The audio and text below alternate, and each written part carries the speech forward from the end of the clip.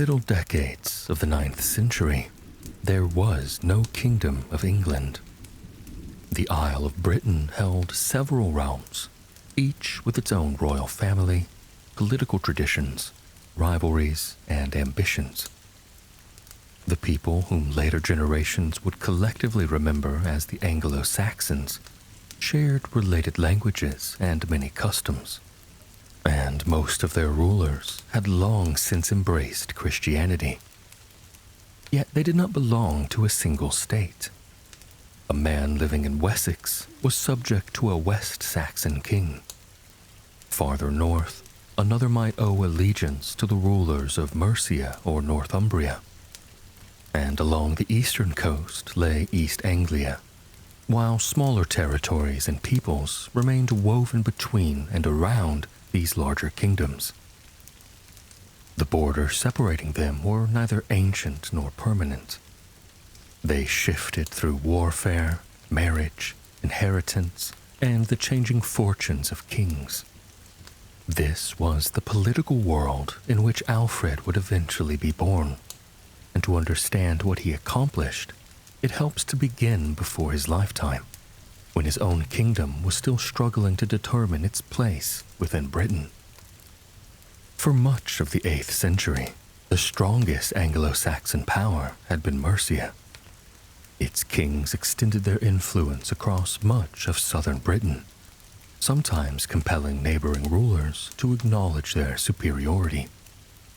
Wessex survived this period, but it was hardly destined to become the foundation of a future England. Its throne had frequently passed between competing branches of the royal dynasty, and political stability could never be taken for granted. That began to change under Alfred's grandfather, Egbert. Egbert became King of Wessex in 802, after spending part of his earlier life in exile. His long reign did not immediately overturn the balance of power. For more than 20 years, Mercia remained the dominant kingdom in southern England. And then, in 825, the armies of Wessex and Mercia met at Edington, probably somewhere in what is now Wiltshire. Egbert won the battle. And this battle mattered because Mercian dominance in the south had depended upon more than possessing territory directly. Influence rested upon relationships with lesser kingdoms and subject peoples. Once Mercia suffered a serious defeat, some of those relationships began to break apart. Egbert sent his son Ethelwulf westward, where West Saxon authority was extended over Kent, Surrey, Sussex, and Essex. Wessex had become a much larger political power, while Mercia entered a period in which it could no longer command southern Britain as confidently as it once had. None of this created England. Egbert's gains were substantial, but early medieval kingdoms did not function like modern states with permanent borders and centralized administrations. A king ruled through people as much as through land. His authority depended upon relationships with nobles, churchmen, local communities, and the men expected to answer his summons in war.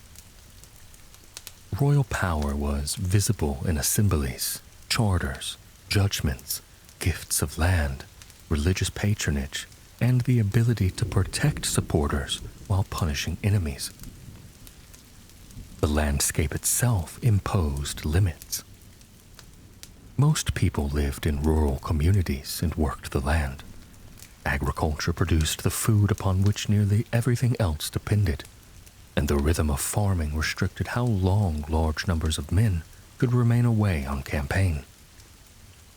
Roads existed, some following routes laid down during Roman rule, but moving armies, provisions, animals, and messages across a kingdom could still be slow. A king might know that danger had appeared somewhere along his coast without possessing a standing army that could simply be dispatched there.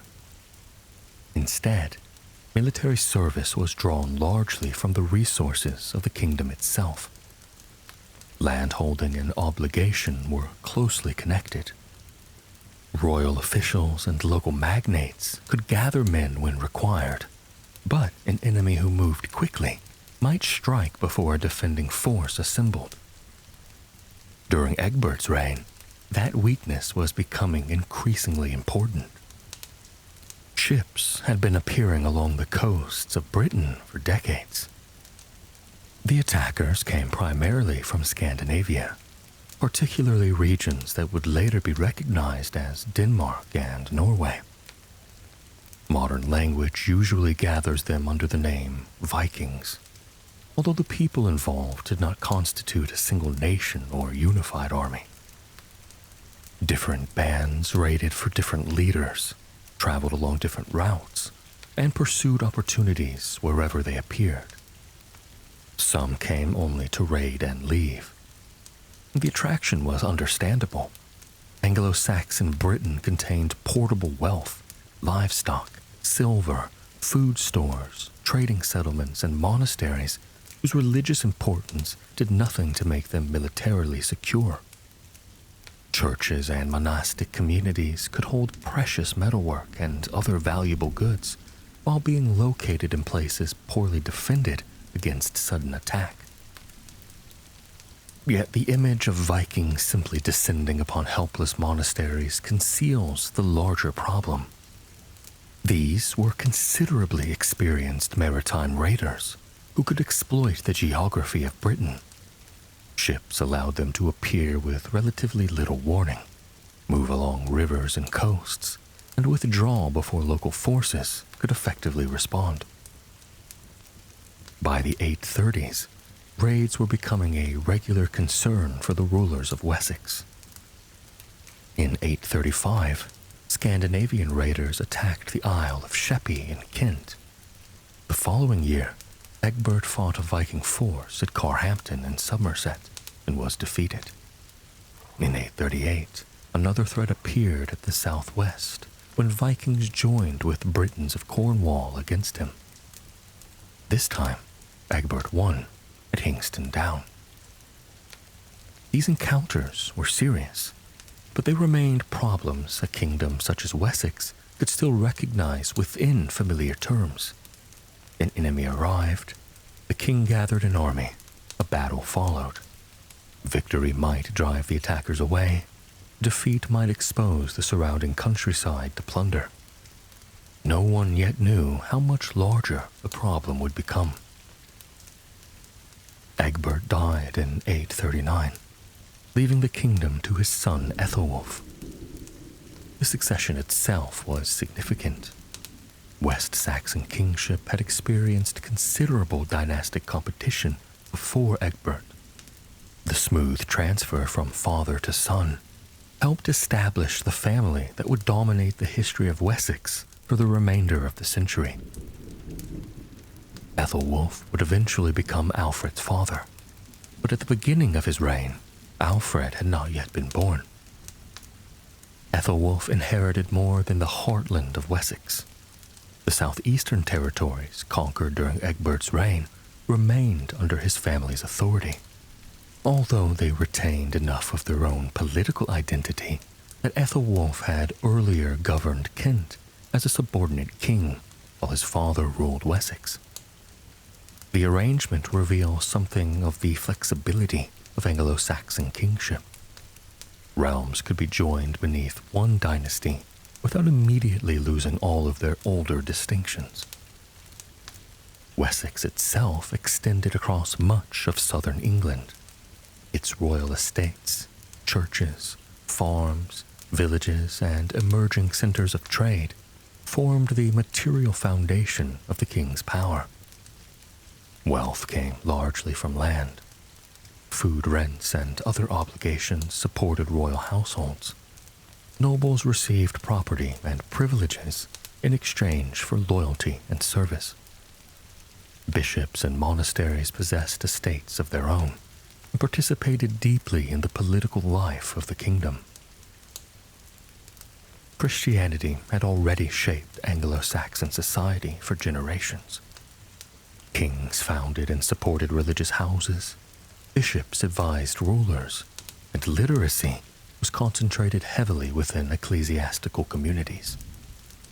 Latin connected educated churchmen in Britain to a much wider Christian world, extending across Western Europe and toward Rome.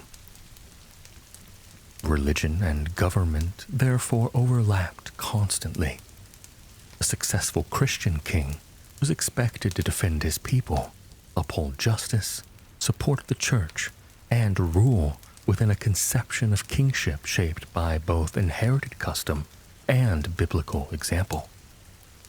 Ethelwulf took these responsibilities seriously.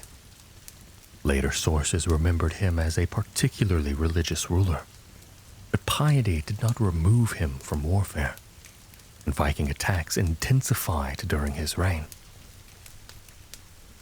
In 843, he was defeated by raiders at Carhampton, the same place where his father had fought several years earlier.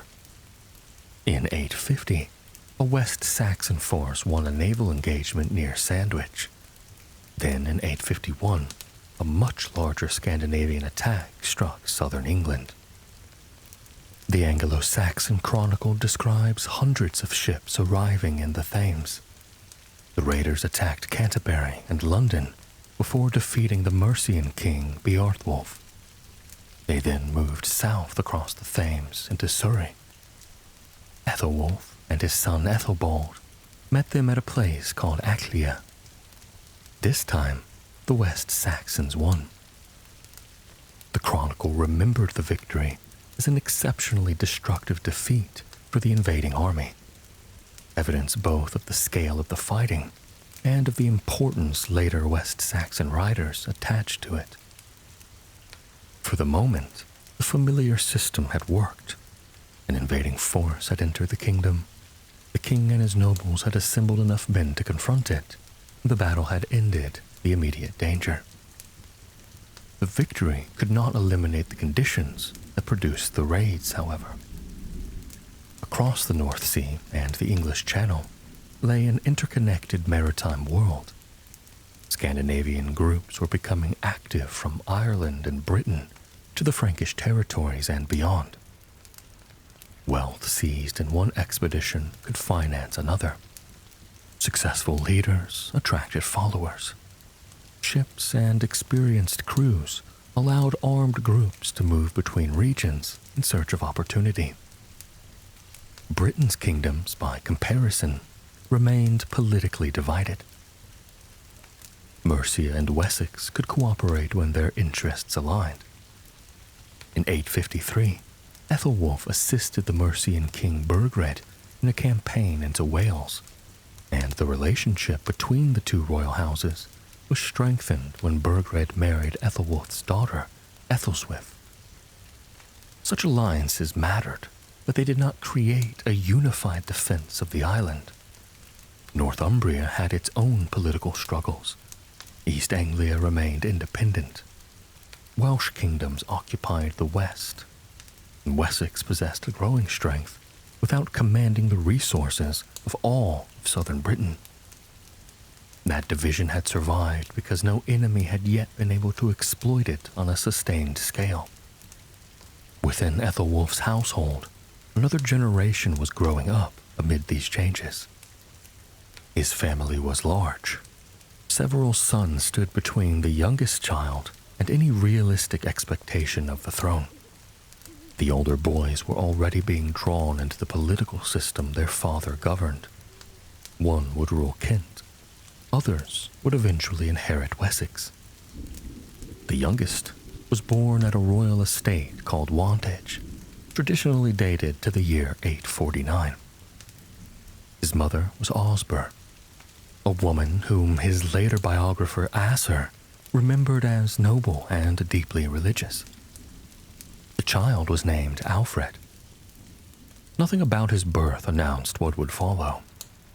He entered a dynasty that had recently become more secure, a kingdom that had recently become more powerful, and a political world whose established structures still seemed capable of surviving occasional Scandinavian attacks.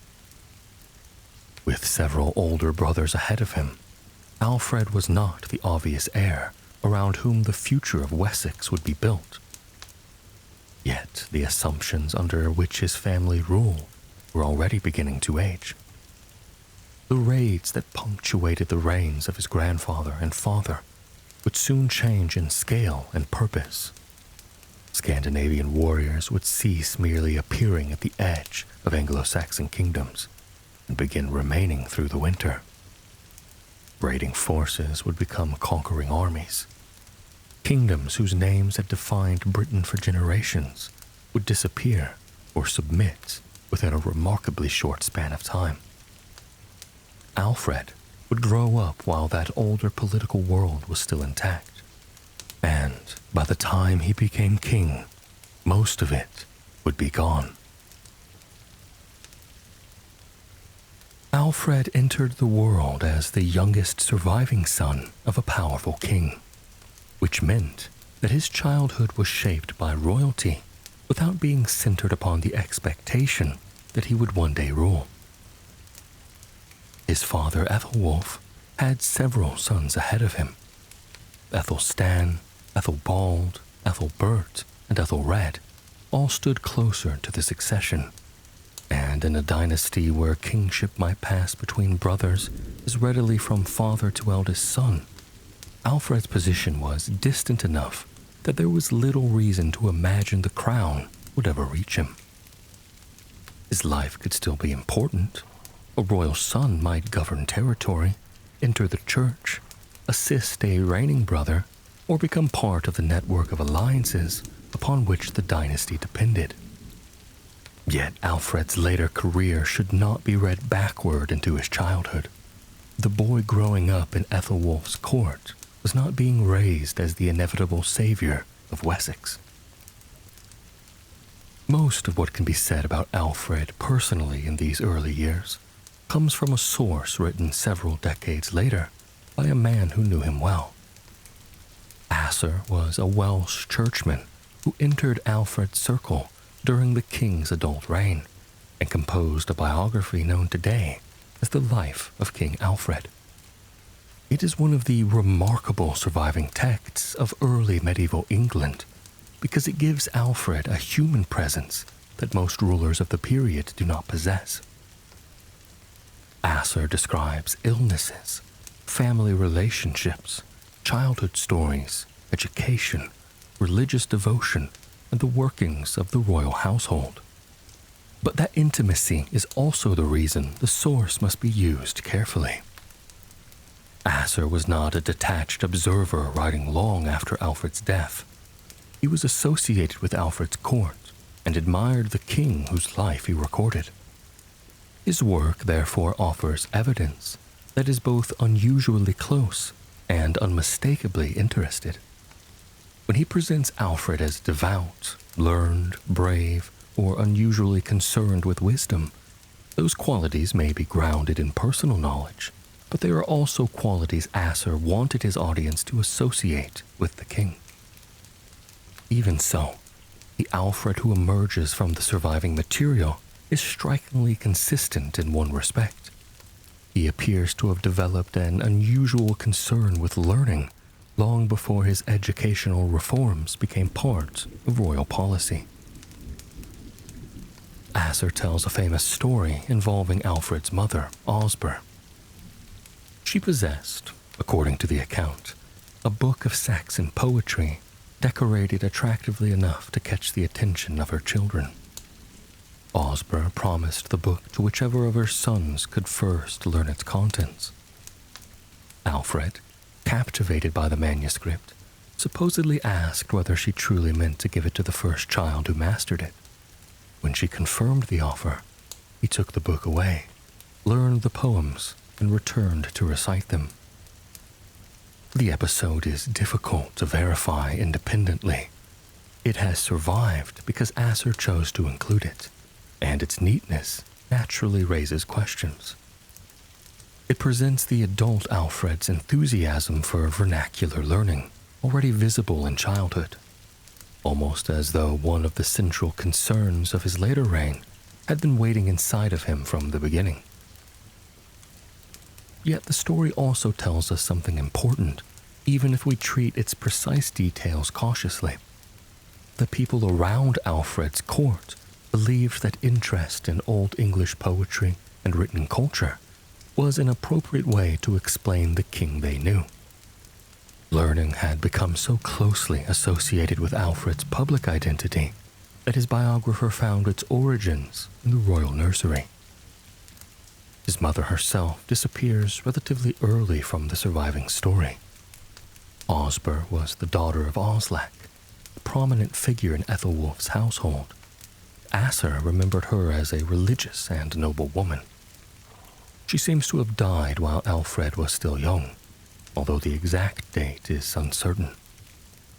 But the religious environment surrounding the royal family extended well beyond Osber. Kingship in 9th century Wessex existed within the Christian culture of Western Europe. Royal authority and religious duty continually overlapped, and Ethelwulf's own reign demonstrates how deeply those worlds could be connected. He supported churches, maintained relationships with ecclesiastical figures, and looked toward Rome as a spiritual center whose prestige reached far beyond Italy. Alfred encountered that larger Christian world unusually early. According to the Anglo-Saxon Chronicle and Asser, the young prince was sent to Rome while still a child. The traditional dating places the journey around 853, when Alfred may have been only 4 years old. A journey from Wessex to Rome was an enormous undertaking. The travelers had to cross the English Channel, pass through Frankish territories, cross or navigate around the Alps, and continue through Italy toward the city that remained the symbolic heart of Western Christianity. Roads built during the Roman Empire still crossed parts of Europe, but political boundaries, local tolls, difficult terrain, weather, illness, and the ordinary dangers of travel made long-distance journeys demanding even for wealthy royal parties. Alfred would not have traveled alone. He belonged to a royal entourage with attendants capable of protecting and caring for him. Even so, the distance illustrates the reach of the connections available to the West Saxon dynasty. Wessex occupied the edge of the Christian West geographically, but its rulers were not isolated from continental politics or religion. While Alfred was in Rome, Pope Leo IV received him. Asser uses language suggesting that the Pope somehow invested Alfred with royal status, and later generations occasionally interpreted the episode as a kind of advance coronation. That reading creates obvious difficulties. Alfred had several older brothers, and there was no apparent political reason in the early 850s for Ethelwulf or the papacy to expect that the youngest son would become king of Wessex. The episode was probably religious rather than dynastic. Exactly what ceremony occurred is debated, and the terminology used by Asser is not entirely straightforward. Alfred may have received an honorary distinction or some form of spiritual sponsorship from the Pope. Whatever its precise meaning, the visit later became another element of his biography that could be interpreted in light of the kingship he eventually achieved. At the time, it was simply the experience of a very young prince belonging to a family whose religious connections extended as far as Rome. A few years later, Alfred returned to Wessex. In 855, Ethelwulf himself departed on a pilgrimage to Rome, taking Alfred with him.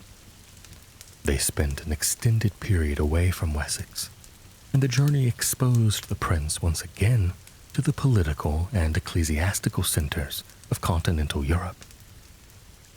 On the return journey, Ethelwulf stopped at the court of Charles the Bald, king of West Francia. There, he married Charles's daughter, Judith. The marriage was prestigious. Carolingian rulers possessed enormous status within the political world of Western Europe, and Ethelwulf's union with a Carolingian princess connected Wessex directly to one of the most celebrated royal families of the age. Judith was also formally crowned and anointed as queen. That detail mattered because West Saxon attitudes toward queenship appear to have differed from some continental customs. Royal wives in Wessex did not normally enjoy quite the same formal status attached to Carolingian queens. Judith's anointing therefore introduced a woman into the West Saxon royal family whose rank had been publicly defined according to a different political tradition. The marriage would soon contribute to a domestic crisis. While Ethelwulf had been abroad, his son Ethelbald had apparently taken control of Wessex.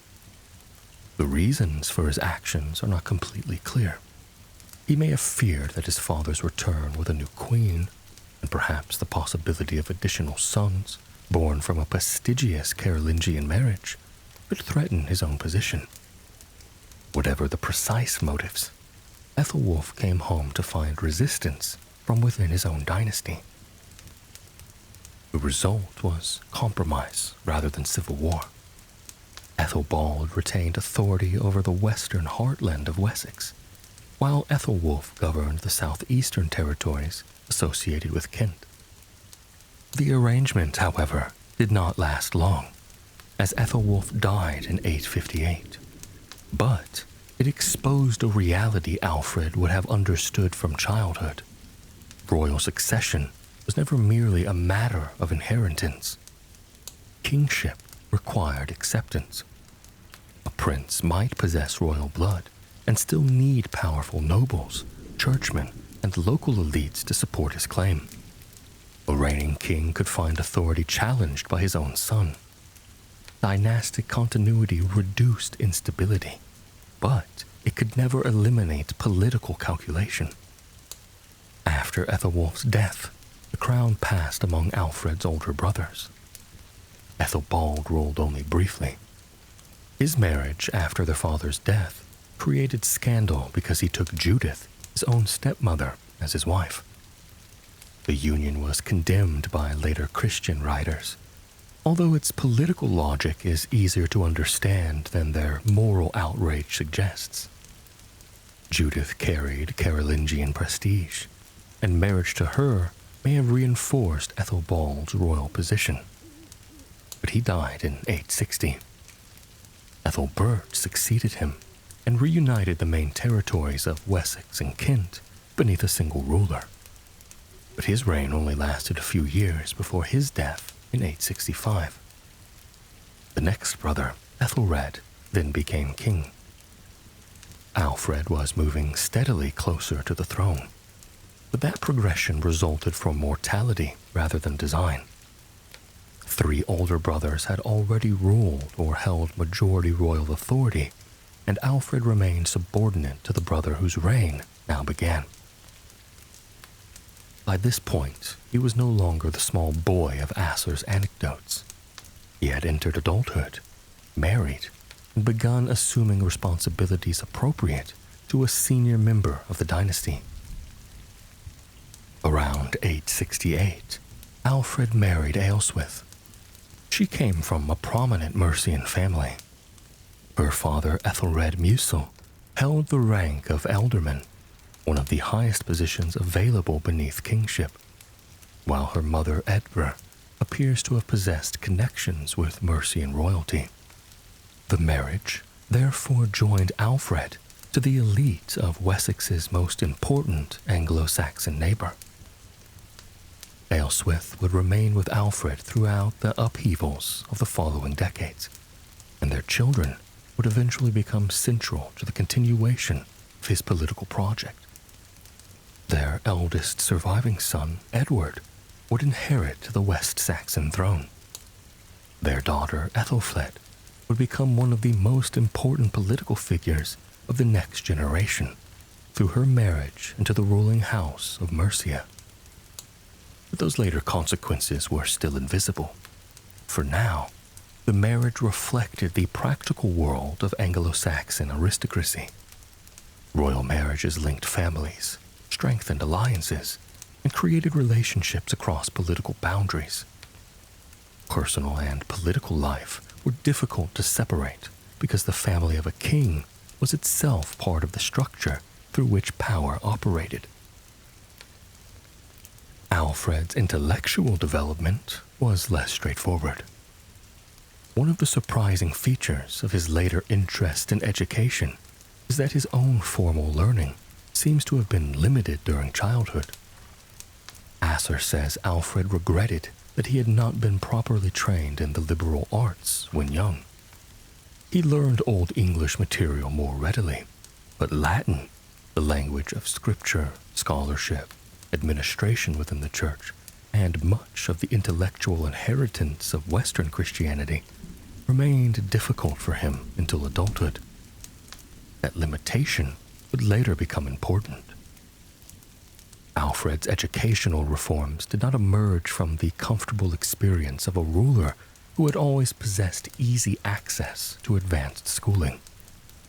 They seem instead to have been shaped partly by his awareness of what had been unavailable to him and by his perception that the problem extended far beyond the royal household. The England of Alfred's childhood had once possessed famous centers of learning. Earlier Anglo-Saxon scholars such as Bede had participated in thriving Latin Christian culture, whose influence extended onto the European continent. Monasteries preserved texts, educated clerics, and connected local religious communities to traditions that reached back through the early medieval church into late antiquity. By Alfred's lifetime, that intellectual landscape had weakened. The causes were several. Political instability mattered. Patterns of religious life changed. Access to teachers varied enormously between regions. Viking attacks would make matters worse by destroying or disrupting some ecclesiastical communities.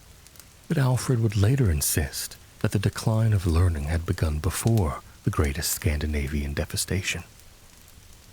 For a young prince, however, these remained background conditions rather than royal problems to solve. His immediate responsibilities were becoming military. The year in which Ethelred inherited Wessex, 865, also marked a profound change in the Scandinavian presence within England. The older pattern of raiding had already been evolving. Viking groups had sometimes wintered in Britain, rather than returning across the sea at the end of a campaigning season. They had grown more familiar with local geography and politics. Some expeditions became larger and more organized. Then a coalition of Scandinavian forces landed in East Anglia. The Anglo-Saxon Chronicle called it the Mensalhere, the Great Heathen Army.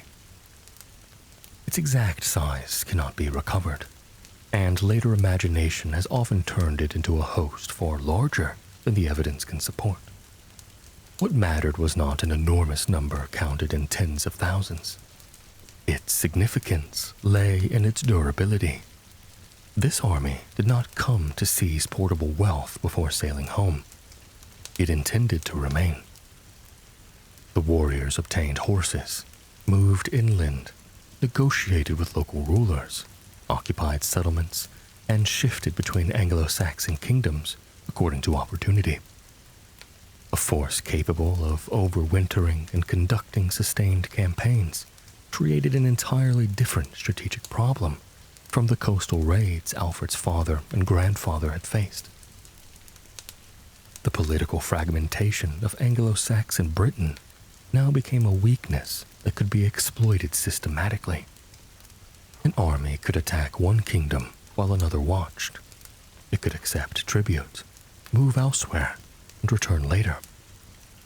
Rival dynasties might seek Scandinavian support against one another. Defeated rulers could be replaced. Territory could be settled rather than plundered. Alfred had spent his childhood watching Viking rage strike the edges of his father's kingdom. As he entered adulthood, he would watch Scandinavian armies begin dismantling kingdoms altogether. Northumbria would be the first great demonstration. East Anglia would follow. Mercia, the kingdom connected to Alfred through both diplomacy and marriage, would find itself under growing pressure. Eventually, there would be only one major Anglo-Saxon kingdom still capable of sustained resistance. Alfred was not yet its king. He was the younger brother standing beside the man who was. The Scandinavian army that arrived in East Anglia in 865 entered a country divided among rulers who had spent generations competing with one another. That division had always been part of Anglo-Saxon politics. Mercia had once dominated much of the south. Wessex had broken that dominance and expanded eastward. Northumbria had endured recurring struggles between rival royal families. Alliances crossed borders when circumstances required them, but no permanent authority existed above the individual kingdoms. The Great Heathen Army could therefore fight England piece by piece. Its first winter was spent in East Anglia, where the newcomers obtained horses and provisions before moving north in 866. Horses greatly increased the army's mobility on land. The Scandinavians still fought largely as infantry, but mounted movement allowed them to travel quickly between objectives and place greater distance between themselves and forces attempting to intercept them. Their destination was Northumbria. Few kingdoms were less prepared for an external invasion at that particular moment. Northumbria had once been among the most powerful and culturally important realms in Anglo-Saxon Britain. Its monasteries had produced scholars whose reputations reached across Christian Europe, including Bede at Wearmouth and Jarrow. Its kings had ruled a territory extending across much of northern England. By the 860s, however, its political life was deeply unstable. Two men, Osbert and Aelle, were competing for the kingship when the Scandinavian army arrived. Faced with a danger neither could easily manage alone, the rivals apparently reconciled long enough to confront their common enemy. By then, the invaders had already seized York. The city offered a valuable base. Its location connected routes throughout northern England, and its Roman walls provided defenses far stronger than those available at an ordinary settlement. Northumbrian forces attacked in March 867 and managed to enter the city, but the battle ended disastrously for them. Both Osbert and Aelle were killed. The Scandinavian army now possessed York, while Northumbria had lost both of the kings who had led its resistance. Later Scandinavian traditions embroidered Aelle's death with one of the most famous stories of the Viking Age. According to accounts written centuries afterward, the Northumbrian king had previously killed the legendary Viking Ragnar Lothbrok and was subsequently captured by Ragnar's sons, who avenged their father by subjecting Aelle to the ritual execution known as the Blood Eagle. But those details belong to later literary tradition rather than secure 9th century history. The contemporary picture is simpler. Aelle and Osbert fought the invading army at York, and both died. What followed was more consequential than the manner of either man's death. Scandinavians did not immediately attempt to administer every part of Northumbria themselves. Instead, they installed a king named Egbert, who appears to have ruled under their influence. This was a useful method of control. Existing political structures could continue functioning while the army remained free to campaign elsewhere. The Great Heathen Army had demonstrated something that would matter enormously over the following years. An Anglo-Saxon kingdom could be defeated without every settlement being conquered individually. Kill or displace the leader, seize important centers, impose favorable political arrangements, and the kingdom itself might be brought under control. The army moved south into Mercia in 867. Its target was Nottingham. The Mercian king Burgred was Alfred's brother-in-law, married to Alfred's sister, Ethelswith. The invasion therefore threatened a kingdom closely connected to the West Saxon royal family. Burgred sought assistance. King Ethelred of Wessex responded, and Alfred went with him. This is one of the first occasions on which Alfred appears clearly as an adult participant in the military and political affairs of the kingdom.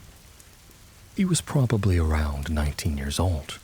His precise responsibilities are difficult to reconstruct, but his presence alongside Ethelred shows that he had moved beyond the peripheral position of a youngest royal son. The West Saxon army marched north and joined the Mercians around Nottingham. But there was no great battle. The Scandinavians had fortified themselves securely enough that an assault offered little prospect of success. The Anglo-Saxon forces besieged them, but failed to force a decisive confrontation. Eventually, the Mercians negotiated a settlement, and the Great Heathen Army withdrew to York. For Alfred, the campaign proved an early lesson in the kind of warfare that would dominate much of his adult life. An enemy occupying a fortified position could refuse to battle. A royal army might assemble successfully and still accomplish little. Keeping that army in the field created its own problems, because the men who composed it could not remain away from their lands indefinitely. If the Scandinavians could choose when to fight and when to wait behind defenses, they could exploit the limitations of the forces raised against them. For the moment, however, Mercia had survived. The army returned to Northumbria and remained around York for roughly a year before moving again. In 869, it entered East Anglia. The kingdom that had supplied the Scandinavians with horses when they first arrived now became their target. Its king, Edmund, resisted and was killed. The circumstances of Edmund's death became another subject of later religious tradition. Medieval accounts transformed him into a Christian martyr who refused to renounce his faith and was executed by the invaders. His cult eventually became enormously important, and the town associated with his shrine would take the name Bury St. Edmunds. The earliest evidence does not allow the details of his death to be reconstructed with confidence. What can be established is that Edmund was killed, and the independent East Anglian kingdom was effectively broken. Within a few years of the Great Heathen Army's arrival, 2 major Anglo-Saxon kingdoms had been overwhelmed. Wessex was watching the political landscape around it disappear. The Scandinavian commanders associated with these campaigns are preserved under names including Ivar, Halfdan, and Ubba, although the composition and leadership of the army changed over time. Some warriors left, others arrived. Different contingents pursued different objectives. Treating the Great Heathen Army as one fixed body under an unchanging command can therefore be misleading.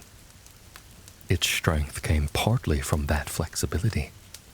It could divide, regroup, accept reinforcements, establish winter quarters, and move through regions whose rulers had limited ability to coordinate against it. The army lived through a combination of plunder, tribute, local resources, and agreements extracted from the kingdoms through which it passed. After the destruction of East Anglian resistance, the direction of the next campaign was difficult to mistake. The Scandinavians moved toward Wessex. Late in 870, they established themselves at Reading in Berkshire, near the meeting of the rivers Thames and Kennet. Reading lay within West Saxon territory. The war Alfred had previously encountered at Nottingham had come home. The invaders quickly began fortifying their position. According to the Anglo-Saxon Chronicle, they constructed a defensive work between the two rivers. The geography gave them considerable protection, creating a base from which they could operate inside Wessex while limiting the direction from which an enemy could approach. Local West Saxon forces responded before the main royal army arrived. An ealdorman named Ethelwulf gathered men from Berkshire and encountered a Scandinavian foraging force at Englefield. The West Saxons won, killing one of the enemy leaders and driving the survivors back. It was an encouraging beginning. 4 days later, King Ethelred and Alfred arrived with the main army and attacked Reading. But the result of this attack was very different. The West Saxons forced their way toward the defenses, but were repulsed. Ealdorman Ethelwulf, victorious at Englefield only days earlier, was killed. Ethelred and Alfred withdrew with the remains of their force. The rapid change in fortune was characteristic of the campaign that followed. 4 days after the defeat at Reading, the armies met again. This time, the battlefield was somewhere near Ashdown, probably among the chalk hills of Berkshire, although its precise location remains disputed. The Battle of Ashdown would become one of the defining episodes of Alfred's early life. Our fullest narrative comes from Asser, writing years afterward. His account therefore deserves caution, particularly because Alfred is given a conspicuous role. Yet the battle itself and the West Saxon victory are also recorded in the Anglo-Saxon Chronicle, leaving little doubt about the basic event. The Scandinavian army appears to have divided into two formations, one commanded by kings and another by earls. The West Saxons arranged themselves correspondingly, with Ethelred facing one part of the enemy while Alfred confronted the other. Then, according to Asser, a problem arose. Ethelred was attending Mass. The king refused to leave before the service was completed. Whether the moment unfolded exactly as Asser describes cannot be known. The story serves his portrait of Ethelred as a devout Christian ruler, just as Alfred's actions serve the portrait of the younger brother as decisive under pressure. Asser's Alfred could not wait. The Scandinavian force had already taken a strong position on higher ground. Delaying further risked allowing the enemy to improve its advantage, or attack, while the West Saxon deployment remained incomplete. Alfred ordered his men forward. Asser compared the West Saxon formation to a wild boar as it moved uphill against the Scandinavian line. The fighting was prolonged, but the West Saxons eventually broke their opponents. Ethelred's forces joined the battle, and the Scandinavian army was driven from the field. Among the dead was one of their kings, along with several prominent commanders. The West Saxons pursued the retreating enemy for miles. Ashdown was a substantial victory. It was also a poor solution to the larger problem. The Great Heathen Army had not been destroyed. Its base at Reading remained. Its surviving leader still commanded enough men to continue the campaign. The West Saxons had won a battle without ending the invasion. This distinction became apparent almost immediately. Only about 2 weeks later, the armies fought again at Basing. The West Saxons lost. Another battle followed at a place called Meritun, whose exact location is uncertain. The fighting was hard, and the sources suggest that the West Saxons initially held their ground before the Scandinavians ultimately controlled the field. Among those involved was a bishop named Hemund of Sherborne, who was killed. His death is a reminder of how little separation existed between the political, religious, and military worlds of Anglo-Saxon kingship. Bishops could be royal advisors and major landholders whose interests were inseparable from the survival of the kingdom they served. When Wessex mobilized against the invasion, the church did not exist outside that struggle. By the spring of 871, the kingdom had been fighting repeatedly for months. Later West Saxon memory called this period the Year of Battles. The phrase captures the exhausting character of the campaign better than a simple list of victories and defeats. Armies marched, fought, withdrew, gathered again, and fought somewhere else. Every engagement consumed men, equipment, food, animals, and political energy. Wessex could replace some losses. Its enemy could receive reinforcements. A new Scandinavian force arrived during the campaign, strengthening the army already operating from Reading. The Anglo-Saxon Chronicle referred to these newcomers as a summer army. For Ethelred, the accumulating strain did not last much longer.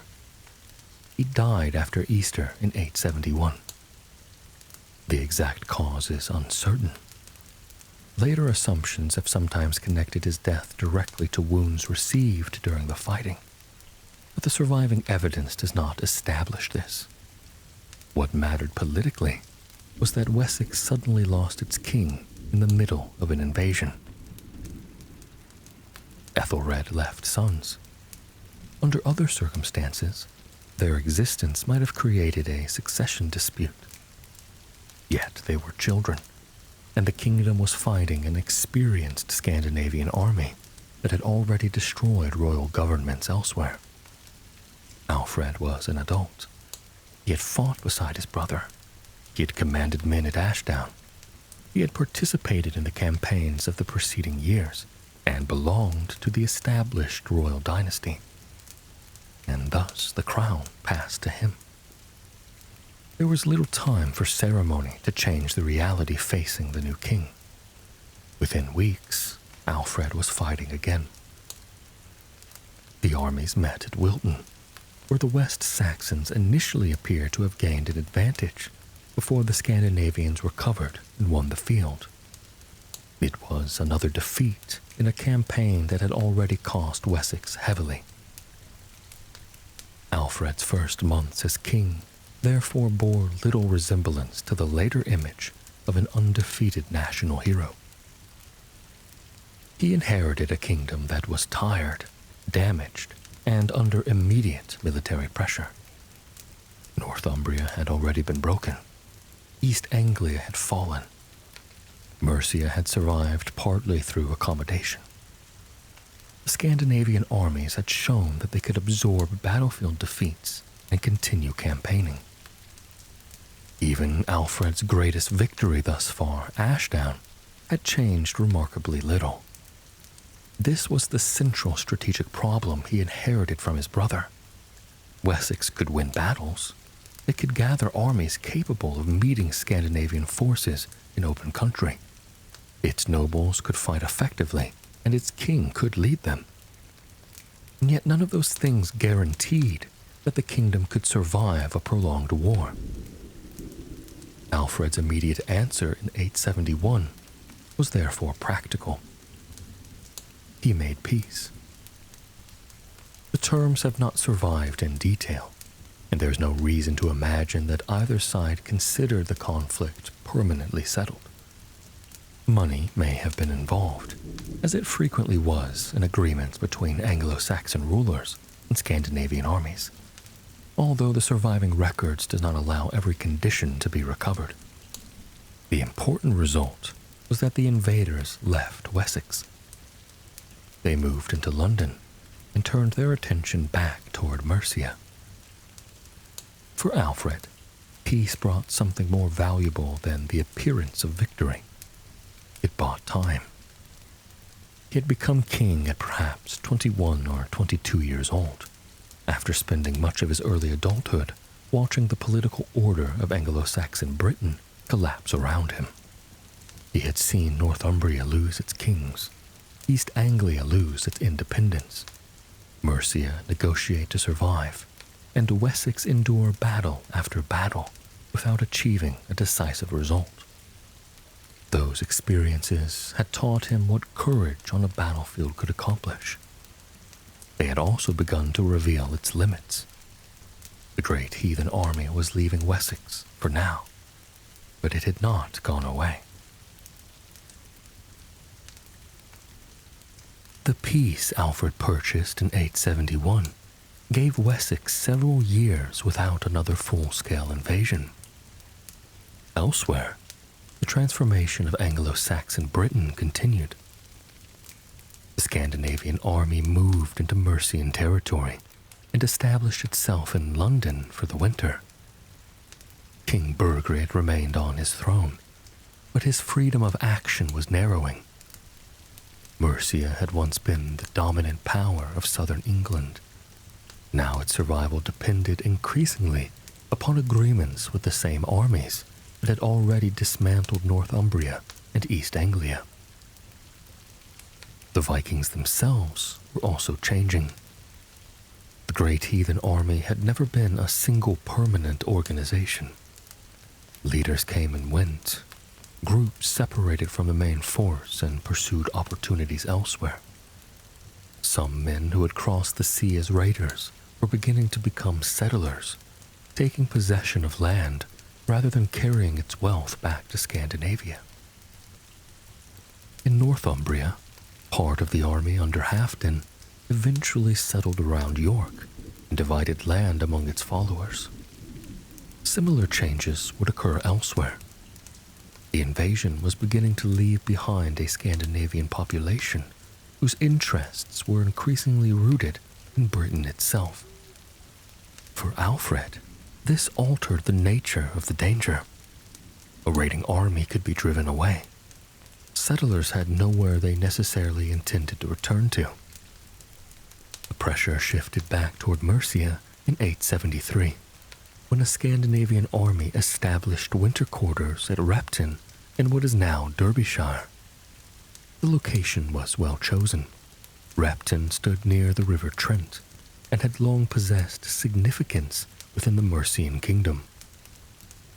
Archaeological evidence has since revealed an extensive Scandinavian presence there, including a fortified enclosure and burials associated with the period. For Burgred, the following year brought the end. In 874, the Scandinavians drove him from his kingdom. The Mercian king fled overseas and eventually reached Rome, where he died. His removal carried particular meaning for Alfred's family. Burgred had been married to Alfred's sister, Ethelswith. The political alliance formed between the West Saxon and Mercian dynasties during their father's reign had ended with one of those dynasties expelled from its own kingdom. But the Scandinavians didn't annex every part of Mercia immediately. They installed a man named Ceolwulf as king. The Anglo-Saxon Chronicle, written within a West Saxon political tradition hostile to him, dismisses Ceolwulf as a foolish king's thing and describes him as little more than a puppet who held Mercia at Scandinavian pleasure. Modern historians have reason to treat that portrayal cautiously. Ceolwulf issued charters and appears to have exercised meaningful royal authority over the parts of Mercia remaining under his control. His relationship with the Scandinavian armies was certainly constrained, but reducing him entirely to their creature probably reflects later Western Saxon interests as much as political reality. For Alfred, the distinction mattered less than the larger change. Another independent Anglo-Saxon kingdom had been fundamentally altered, but Wessex remained. The years following Alfred's accession are poorly illuminated compared with the dramatic campaigns of 871 and 878. That silence can make the period seem peaceful, but peace in 9th century Britain rarely meant the disappearance of danger. Alfred had inherited a battered kingdom and needed to restore its capacity to function. Men lost in battle had to be replaced within the military structure. Royal relationships with nobles and churchmen had to be maintained. Estates continued producing food and wealth. Disputes still required judgment. Marriages, inheritances, religious obligations, and local administration continued whether armies were present or not. Most people living in Wessex experienced history at this level. A farmer in Hampshire or Wiltshire did not spend every day watching Scandinavian armies move across a map. Crops still had to be planted and harvested. Animals required tending. Rents and dues had to be paid. Churches marked the religious calendar. Families married, children were born, and communities continued the routines upon which the kingdom depended. Those ordinary routines were themselves strategic resources. An army ultimately lived from the agricultural production of other people. The king's ability to fight depended upon the wealth generated by land, and upon men who could leave that land temporarily to perform military service.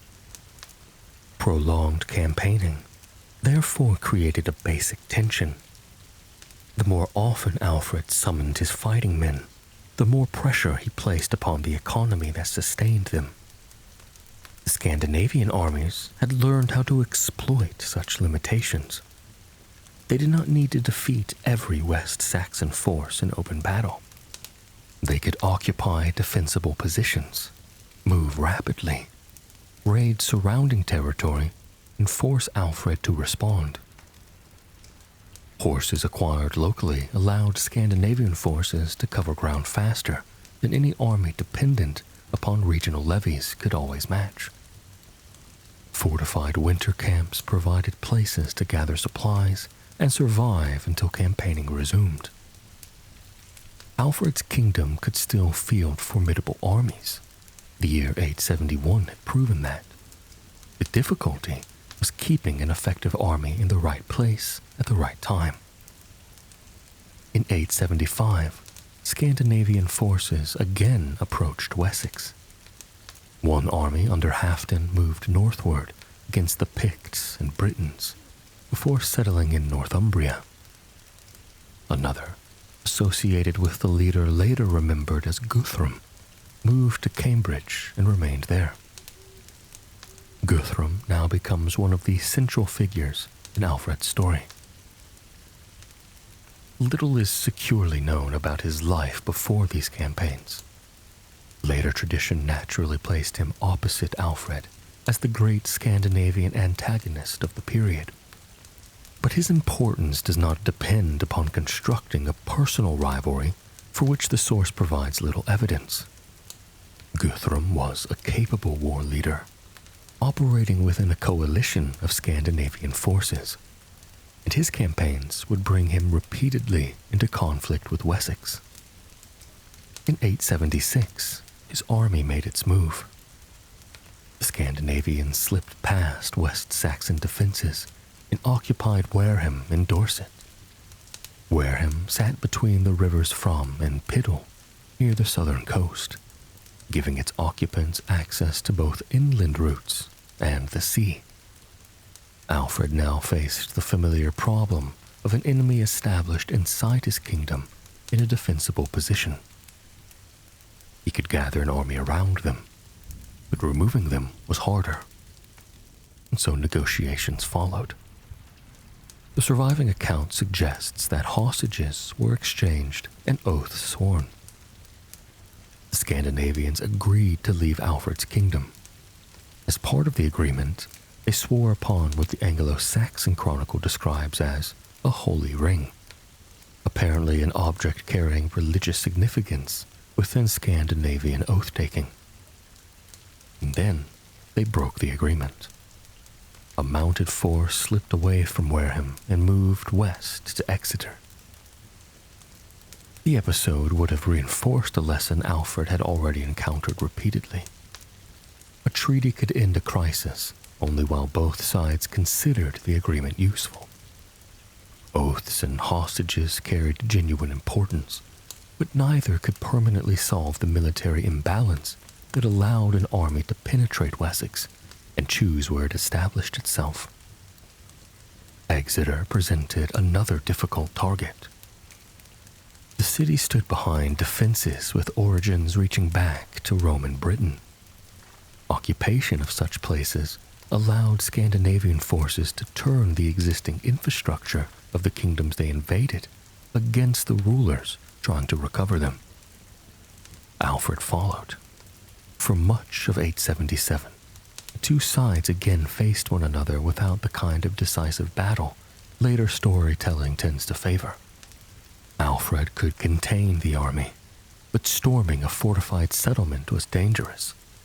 The Scandinavians could remain behind defenses, but remaining indefinitely required food and support.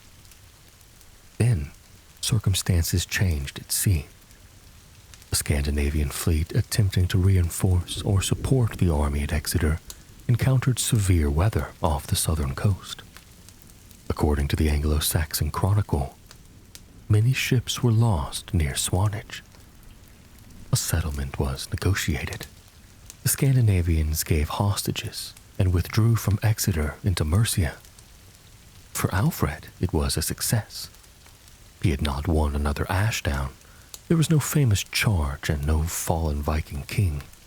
Instead, pressure, geography, negotiation, and the loss of enemy ships had combined to remove a hostile army from Wessex. The danger seemed to be moving away again. In 877, Scandinavian forces divided Mercian territory. Some settled upon the land. Guthrum and his followers moved eastward, eventually establishing themselves at Gloucester. This gradual conversion of campaigning armies into territorial powers was reshaping the political geography of Britain. Northumbria now contained extensive Scandinavian settlement. East Anglia was under Scandinavian control. Much of Mercia had been divided or subordinated. Old royal structures survived in altered forms in some places and disappeared in others. Wessex had escaped that fate, so far. Alfred's repeated agreements with Scandinavian armies have sometimes sat uneasily beside the heroic reputation later attached to him. A king remembered for saving England spent a considerable portion of his early reign negotiating with the enemy. In his circumstances, there was little contradiction. Kingship required survival.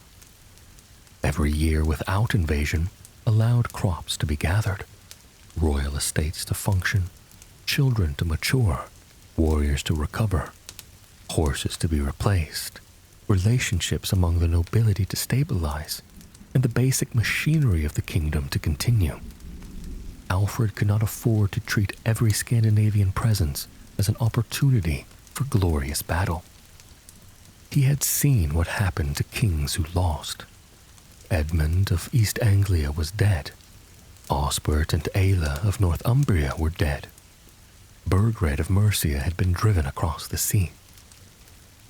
Alfred remained on his throne because Wessex had preserved enough military strength to make its destruction expensive and enough political flexibility to make negotiation possible. The arrangement was fragile. The Scandinavian leaders understood Wessex's limitations just as Alfred was learning theirs. An Anglo-Saxon army needed warning. It needed time to assemble. Its men had to come from somewhere, gathering from estates and districts spread across the kingdom. A sudden attack launched when those men had returned home could create an interval during which the king possessed far fewer forces than the theoretical strength of his realm suggested. Season mattered as well. Warfare was influenced by agriculture, weather, roads, river levels, supplies, and the expectation that armies would enter winter quarters. A ruler watching an enemy settle for the cold months might reasonably assume that major campaigning had paused. Guthrum exploited precisely that expectation. The Christmas season of 877 passed with his army based at Gloucester. Alfred appears to have spent the holiday at Chippenham in Wiltshire. Chippenham was a royal estate and an important centre within Wessex. The king would not have been alone. His household, retainers, officials, clergy, servants, and members of the aristocracy would have gathered around him. The Christmas season carried religious significance, but it was also part of the social life of kingship, when rulers distributed gifts, received followers, attended worship, and maintained the relationships upon which royal government depended. The setting may have felt secure. Guthrum's army was some distance away. Agreements had been made in the previous campaigning season. Winter had begun. Then, in the opening days of January 878, the Scandinavians moved. The attack came during the period surrounding Twelfth Night, when Alfred and his household were still at Chippenham. Guthrum had abandoned the expected rhythm of campaigning. His forces struck into Wessex with enough speed and surprise that Alfred could not assemble the kind of army he had led in previous years. The Scandinavian offensive spread through the surrounding territory, and much of the population appears to have either submitted or fled.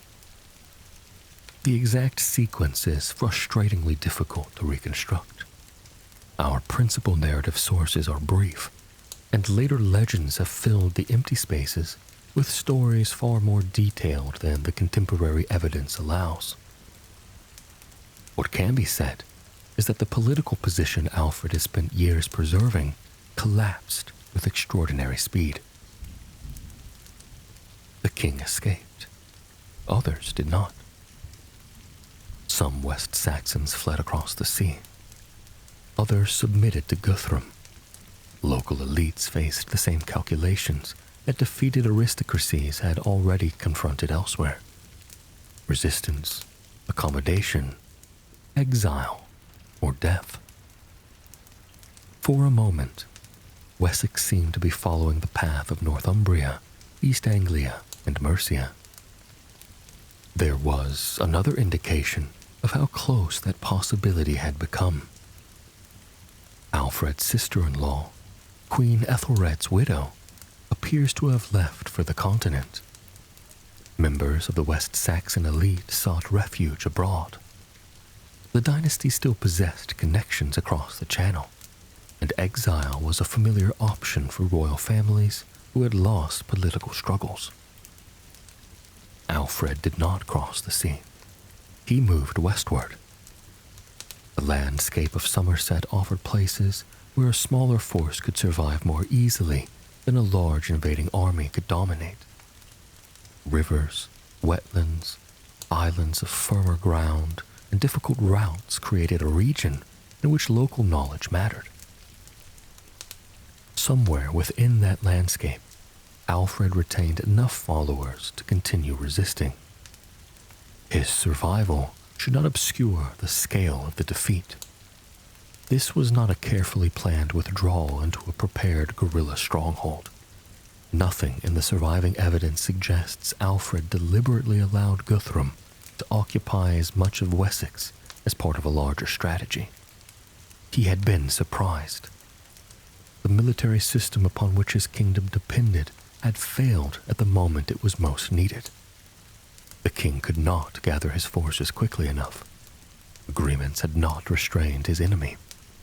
Geography and fortified towns had repeatedly allowed Scandinavian armies to operate inside West Saxon territory.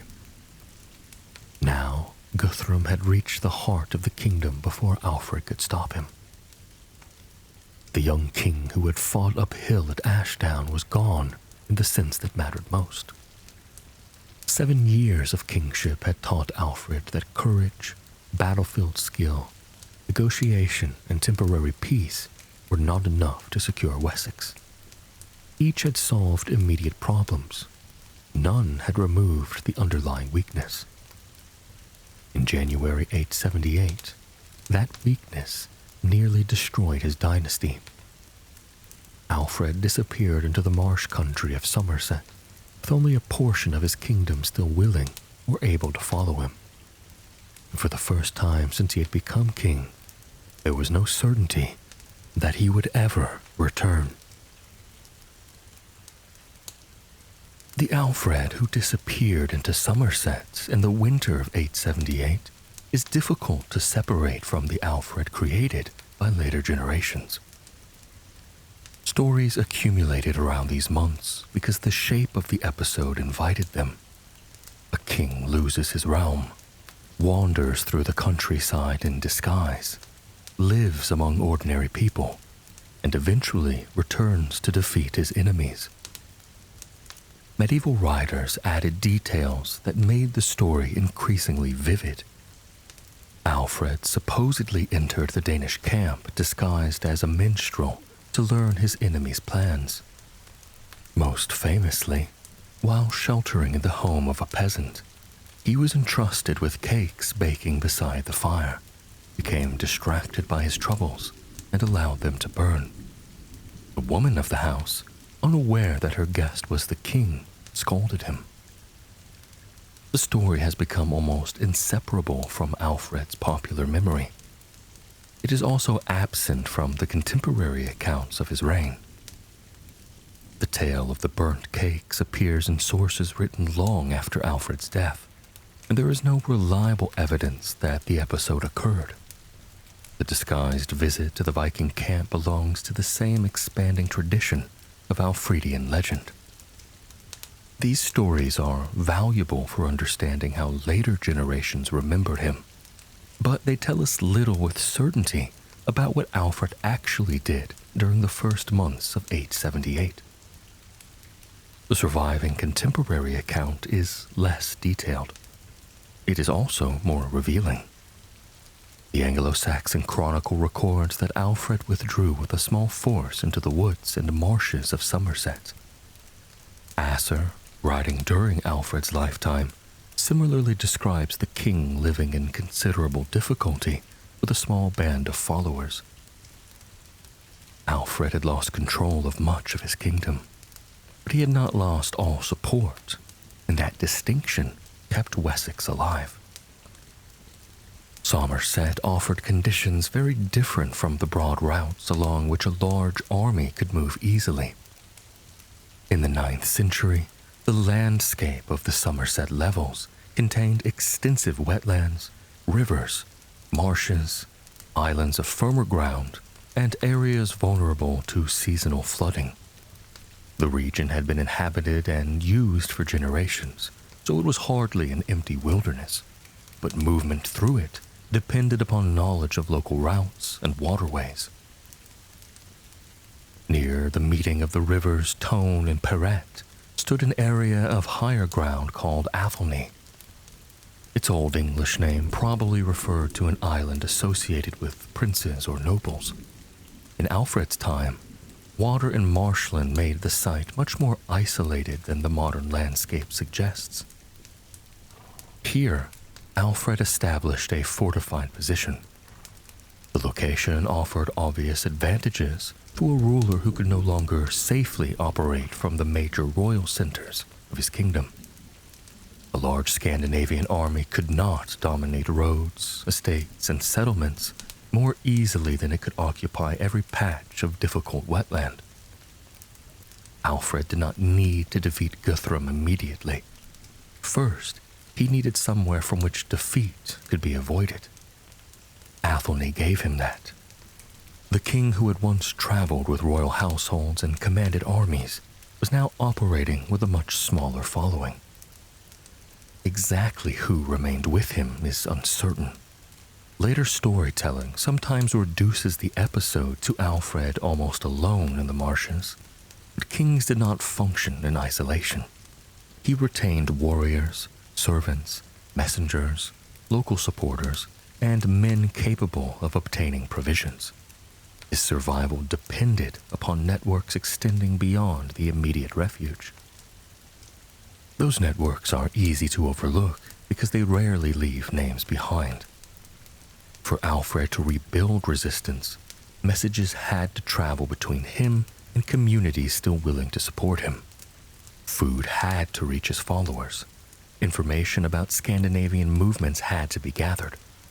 Local landholders had to decide whether the king still represented a viable political future. Every decision carried risk. Guthrum's success at Chippenham had created a situation in which submission could appear entirely reasonable. The precedent was visible everywhere. Northumbria had been defeated. East Anglia had been conquered. Mercia had been divided. Anglo-Saxon nobles in those regions had learned to accommodate Scandinavian rulers because political life had to continue after armies moved on. Wessex now appeared to be undergoing the same process. For a landholder deciding whether to support Alfred, loyalty was therefore tied to a practical question. Could he return? If the answer was no, open resistance might cost a family its land, wealth, or lives. If the answer was yes, abandoning the king might prove equally dangerous when royal authority was restored. Alfred needed to demonstrate that his kingship still possessed enough strength to make loyalty worthwhile. He began operating from Athelney against Scandinavian forces in the surrounding region. The sources provide only glimpses of these actions. There is no detailed campaign diary from the marshes, and attempts to reconstruct every movement go beyond what the evidence can support. What emerges is a pattern of continued resistance rather than passive hiding. Alfred was still fighting. Elsewhere in Wessex, another event strengthened his position. A Scandinavian force had landed in Devon, apparently hoping to cooperate with Guthrum's campaign. The army was associated with a leader whose identity remains uncertain in the contemporary sources, although later tradition often connected him with Ubba, one of the prominent Scandinavian commanders active in Britain. The invaders established themselves at a fortified location traditionally identified with Countessbury and the nearby hill forts of Wind Hill on the North Devon coast. Local West Saxons responded under an ealdorman named Odda. Odda's decision is particularly important because it demonstrates that resistance did not depend upon Alfred being physically present. West Saxon political and military structures had been damaged by the attack on Chippenham, but they had not vanished. According to Asser, Odda and his men initially sheltered inside a fortification. Their situation was dangerous. Remaining there indefinitely would allow the Scandinavians to maintain pressure while supplies diminished. And so the West Saxons chose to attack, and they won. The Scandinavian leader was killed, along with a substantial number of his men. Among the objects captured after the battle was a banner that later tradition called the Raven Banner, associated with Scandinavian warfare and eventually surrounded by legends of supernatural properties. As with so much of Viking Age storytelling, the later details are difficult to separate from literary embellishment. Military consequence is clearer. A Scandinavian force that might have reinforced the attack upon Wessex had been destroyed by West Saxons, acting successfully outside of Alfred's immediate command. For the king in Somerset, the victory mattered. Guthrum had not eliminated organized resistance, nor had he captured Alfred. As winter gave way to spring, the balance slowly began to change. Alfred remained at Athelney through Easter. The date matters because early medieval warfare followed seasonal rhythms. Longer days, improving roads, greater availability of fodder, and the approaching agricultural cycle changed what armies could accomplish. The same communities that Alfred needed for military service also needed men at home. He could not remain indefinitely in the marshes. Eventually, a king had to appear before his people. Around 7 weeks after Easter, according to the Anglo-Saxon Chronicle, Alfred left Athelney and traveled to a place called Egbert's Stone. Its precise location is uncertain. The name itself may have carried associations with Alfred's dynasty, perhaps recalling his grandfather Egbert, although that interpretation cannot be established with certainty. What matters is what Alfred did there. He summoned the fighting men of Somerset, Wiltshire, and part of Hampshire, and they came. That simple fact may be the most important moment of the entire campaign. It proved Alfred's kingship had survived. The men arriving at Egbert's Stone were not merely answering a military summons. Their presence demonstrated that the political relationships connecting king and kingdom still functioned after months of occupation and uncertainty. Asser describes their reaction to seeing Alfred again with characteristic warmth.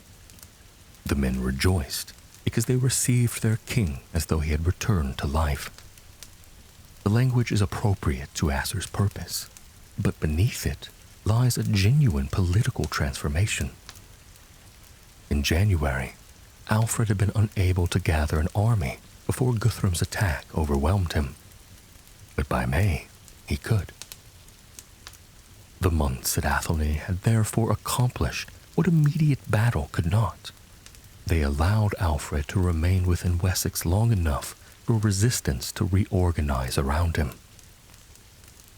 The army moved from Egbert's Stone to a place called Ely Oak, where it camped for the night. The following morning, Alfred marched toward Guthrum. Somewhere during this movement, the nature of the conflict changed. For months, Guthrum had held the initiative. His attack on Chippenham had determined the pace of events. Alfred had reacted by escaping, surviving, gathering supporters, and waiting for the opportunity to return. Now Guthrum would have to respond to Alfred. The Scandinavian army had established itself in Wiltshire, operating from the territory seized during the winter campaign. It had good reason to believe Wessex was broken. Much of the kingdom had submitted.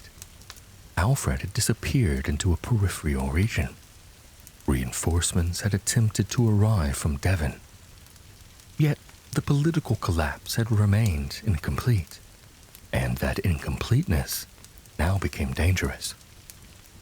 The army gathering around Alfred was drawn from the shires closest to his refuge, rather than necessarily from every part of Wessex. But this was enough.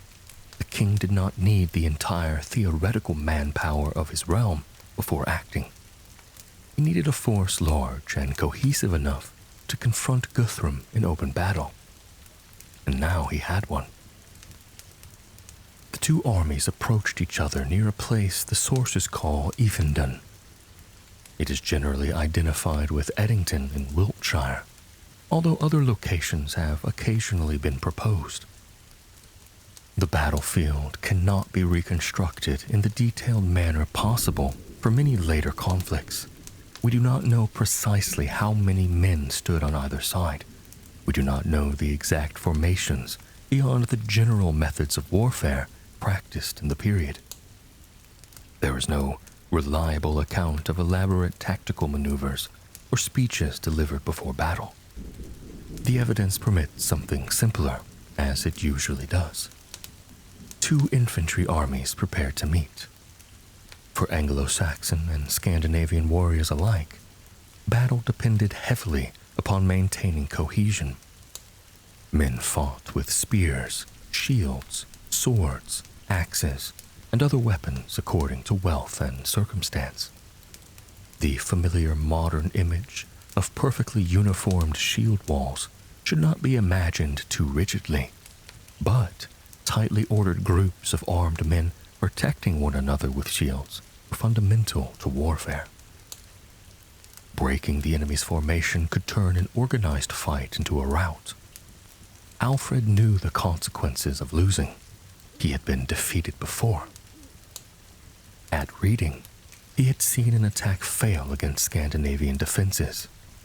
At Basing and Merritun, the West Saxons had been beaten. At Wilton, early advantage had ended in defeat. He had spent 7 years negotiating with armies he could not permanently remove. Most recently, he had lost control of his kingdom without a major battle at all.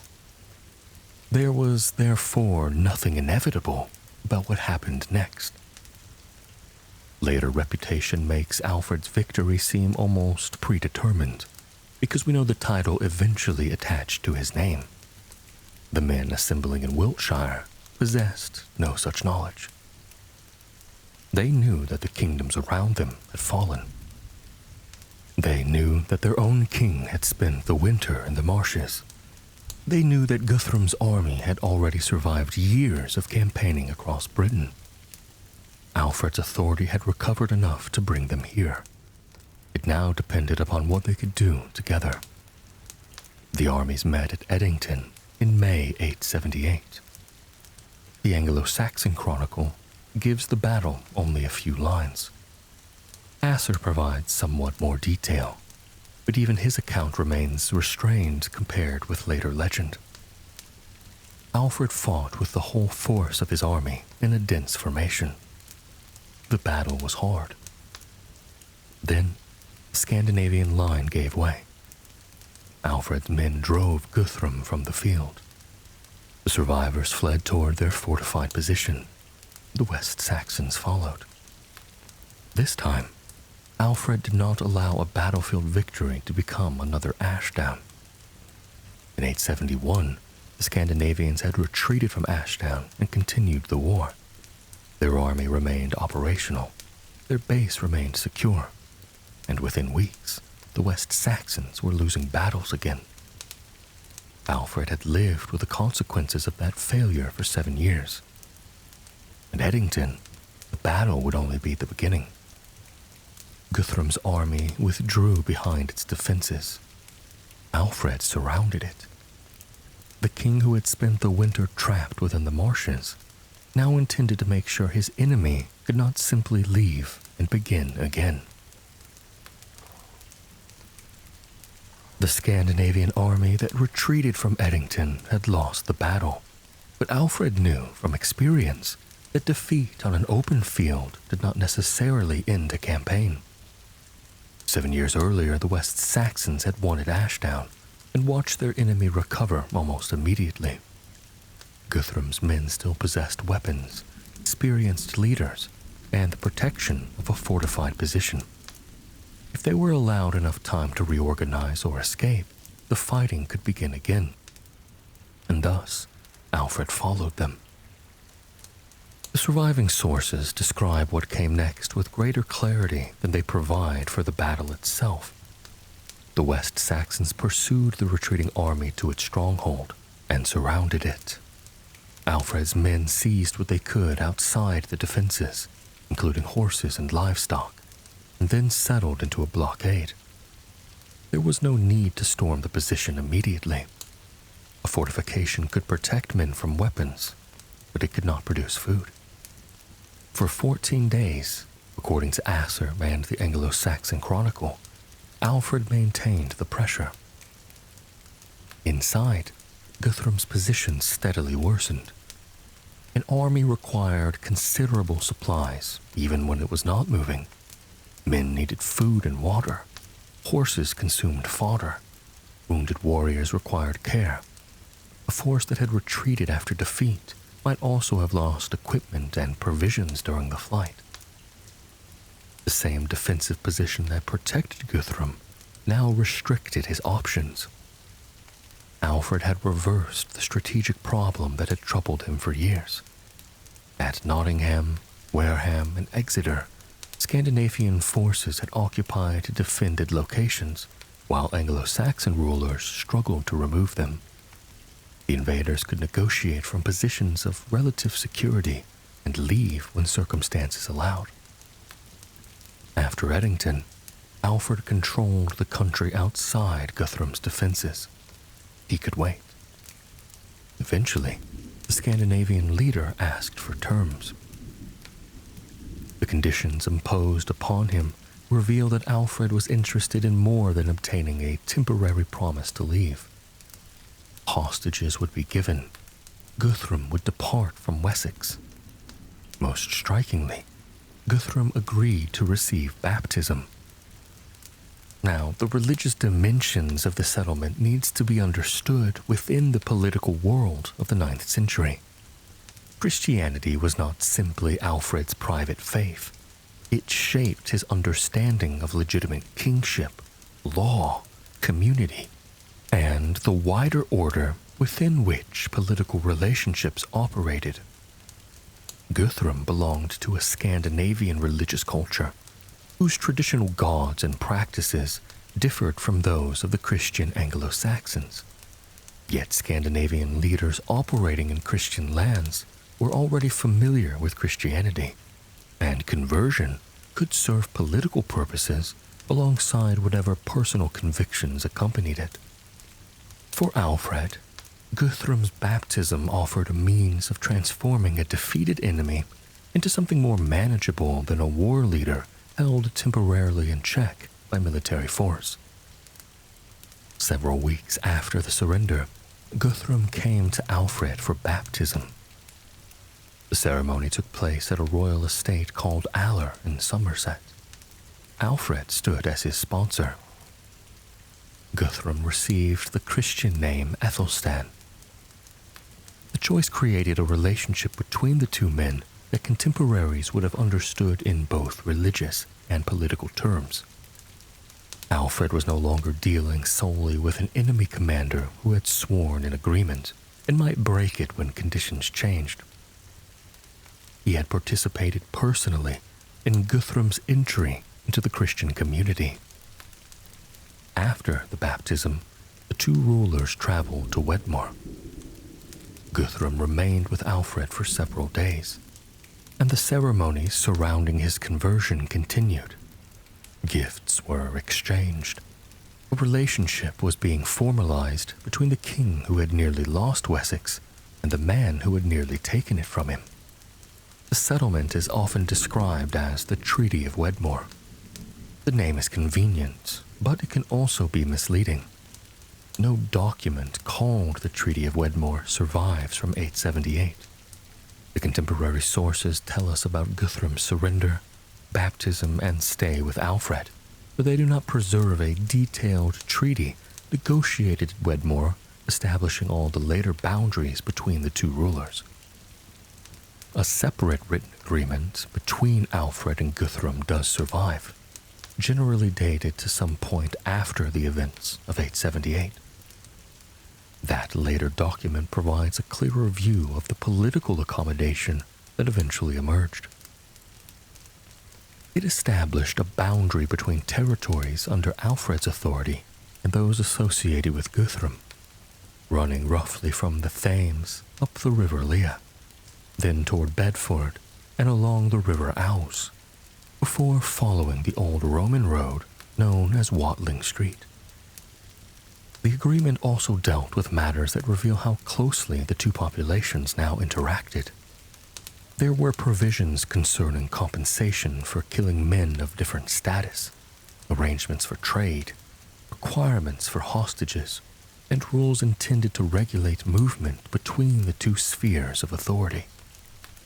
These were not provisions for two societies expecting to remain entirely separate. They were rules for neighbors. The Scandinavian presence in England had become permanent. This is where the later concept of the Danelaw begins to become useful.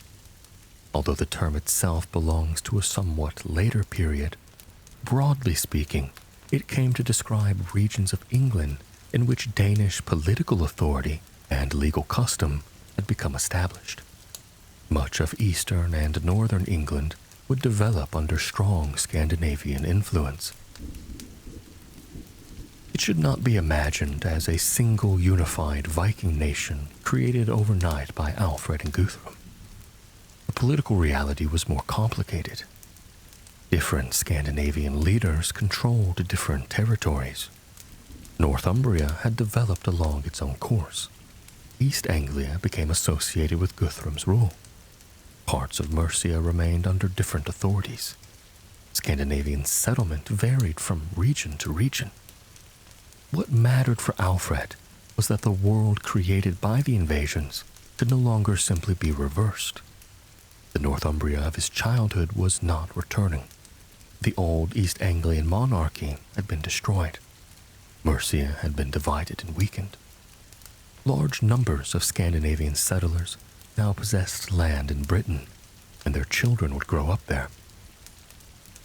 Alfred had saved Wessex within this changed world, rather than restoring the one that existed before the Great Heathen Army arrived.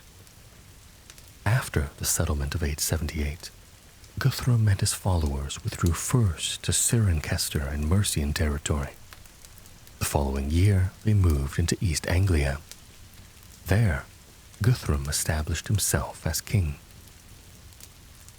Coins were eventually issued in his Christian name, Ethelstan, demonstrating how far his political identity had changed since the campaigns that brought him against Alfred. Scandinavian war leader had become a Christian ruler, operating within institutions partly inherited from Anglo-Saxon kingdoms his people had conquered. But this process did not make East Anglia culturally identical to Wessex. Scandinavian settlement left durable marks upon language, place names, law, trade, and social organization. Nor did baptism guarantee permanent peace between every Scandinavian group and every Anglo-Saxon ruler. Guthrum himself, however, appears to have observed the basic settlement with Alfred for the remainder of his life, and that was a considerable achievement. Alfred had fought him repeatedly since the middle of the decade. Guthrum had occupied Wareham, escaped to Exeter, returned from Mercia, and nearly destroyed the West Saxon monarchy at Chippenham. After Edington, that particular struggle largely ended. For the first time in Alfred's reign, military victory had produced a durable political result. Yet the victory did not make Wessex safe. Scandinavian armies remained active throughout the British Isles and continental Europe. New fleets could cross the Channel or North Sea.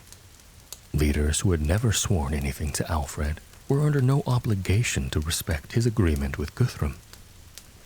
Even within Britain, the balance of power remained uncertain. Wessex had survived the greatest immediate threat to its existence, but the survival itself exposed questions Alfred could no longer ignore. Why had Guthrum come so close to destroying the kingdom? The answer could not simply be that the Scandinavians were better warriors. Alfred had defeated them in battle more than once. West Saxon armies had demonstrated courage and effectiveness throughout the wars. At Ashdown, they had driven the enemy from the field. Ealdorman Odda's men had destroyed a Scandinavian force in Devon. At Edington, Alfred's army had won decisively. The weakness lay elsewhere. The kingdom had difficulty responding quickly enough. Its military strength existed, but much of that strength was dispersed across the countryside. Men had homes, estates, farms, obligations, and families. Calling them together took time. Keeping them together placed pressure upon the economy. Guthrum's attack on Chippenham had exploited that delay. If another army moved suddenly during winter, Alfred could not assume that he would again escape long enough to rebuild his forces. There was also the problem of fortified positions. The Scandinavians had repeatedly shown how effectively a mobile army could seize a defensible location and use it as a base. Reading, Nottingham, Wareham, Exeter, and other sites had allowed them to survive even when the larger political forces gathered against them. Wessex possessed fortified places of its own, but its defensive network had not prevented the crisis of 878. Alfred had learned these lessons through failure. That matters because many of the reforms associated with his later reign can seem almost inevitable when viewed from the far side of history. Fortified towns, reorganized military service, new administrative arrangements, and greater attention to ships can easily be presented as the program of a king who simply understood how to defeat the Vikings better than his predecessors. But his actual path was much less orderly. He had spent years using the methods available to him. He fought battles, he negotiated, he exchanged hostages, he accepted enemy withdrawals. He relied upon armies raised according to established West Saxon obligations. Sometimes those methods worked. Then in January 878, they failed together. That experience gave Alfred a practical problem to solve. A kingdom could possess brave warriors and still be conquered if those warriors could not assemble in time. It could possess wealthy estates and churches and still lose them if there were too few defended places to shelter people and resources. It could defeat an invading army and still face that same army months later if victory produced no lasting political settlement. Wessex, therefore, needed more than recovery. It needed to become harder to attack. The years immediately following Edington offered Alfred an opportunity he had never previously enjoyed. For the first time since his accession, the greatest Scandinavian army operating against him had been decisively defeated and removed from his kingdom. Guthrum had settled in East Anglia. The political situation remained dangerous, but the immediate pressure had eased. Alfred could begin thinking beyond the next campaign. Fortifications would become part of the answer. So would changes to military service. Roads, settlements, manpower, taxation, royal administration, and maritime defense would increasingly be drawn into the same problem. None of these developments appeared overnight after Edington, and Alfred did not invent every institution later associated with his name. Earlier Anglo-Saxon rulers had fortified settlements, organized military obligations, built ships, and governed through networks of royal officials. Alfred's achievement would lie largely in coordination. The pieces already existed. The crisis of 878 had shown him how badly they needed to work together. There was another consequence of victory that extended beyond military organization. Alfred had survived while 3 of the 4 major Anglo-Saxon kingdoms of his youth had been destroyed or fundamentally transformed. That gave Wessex a political importance it had never possessed before. People living beyond Alfred's traditional borders now had fewer Anglo-Saxon rulers toward whom they could look. Mercian nobles, churchmen, and communities still existed, but Mercia's old royal dominance had disappeared. Northumbria and East Anglia contained Scandinavian rulers. Alfred remained a West Saxon king. Increasingly, however, the survival of his dynasty carried meaning beyond Wessex. He could not yet know where that development would lead. There was still no Kingdom of England. Alfred had not conquered the Scandinavian territories, nor had Edington placed every Anglo-Saxon community under his authority. What he had accomplished was narrower and more immediate. He had prevented Wessex from becoming another conquered kingdom. That was enough to change the future. The victory at Edington gave Alfred something he had been trying to obtain since the day he became king. time. And this time, he intended to use it differently. The years after Edington gave Alfred an opportunity that had been absent throughout the first part of his reign. He could prepare.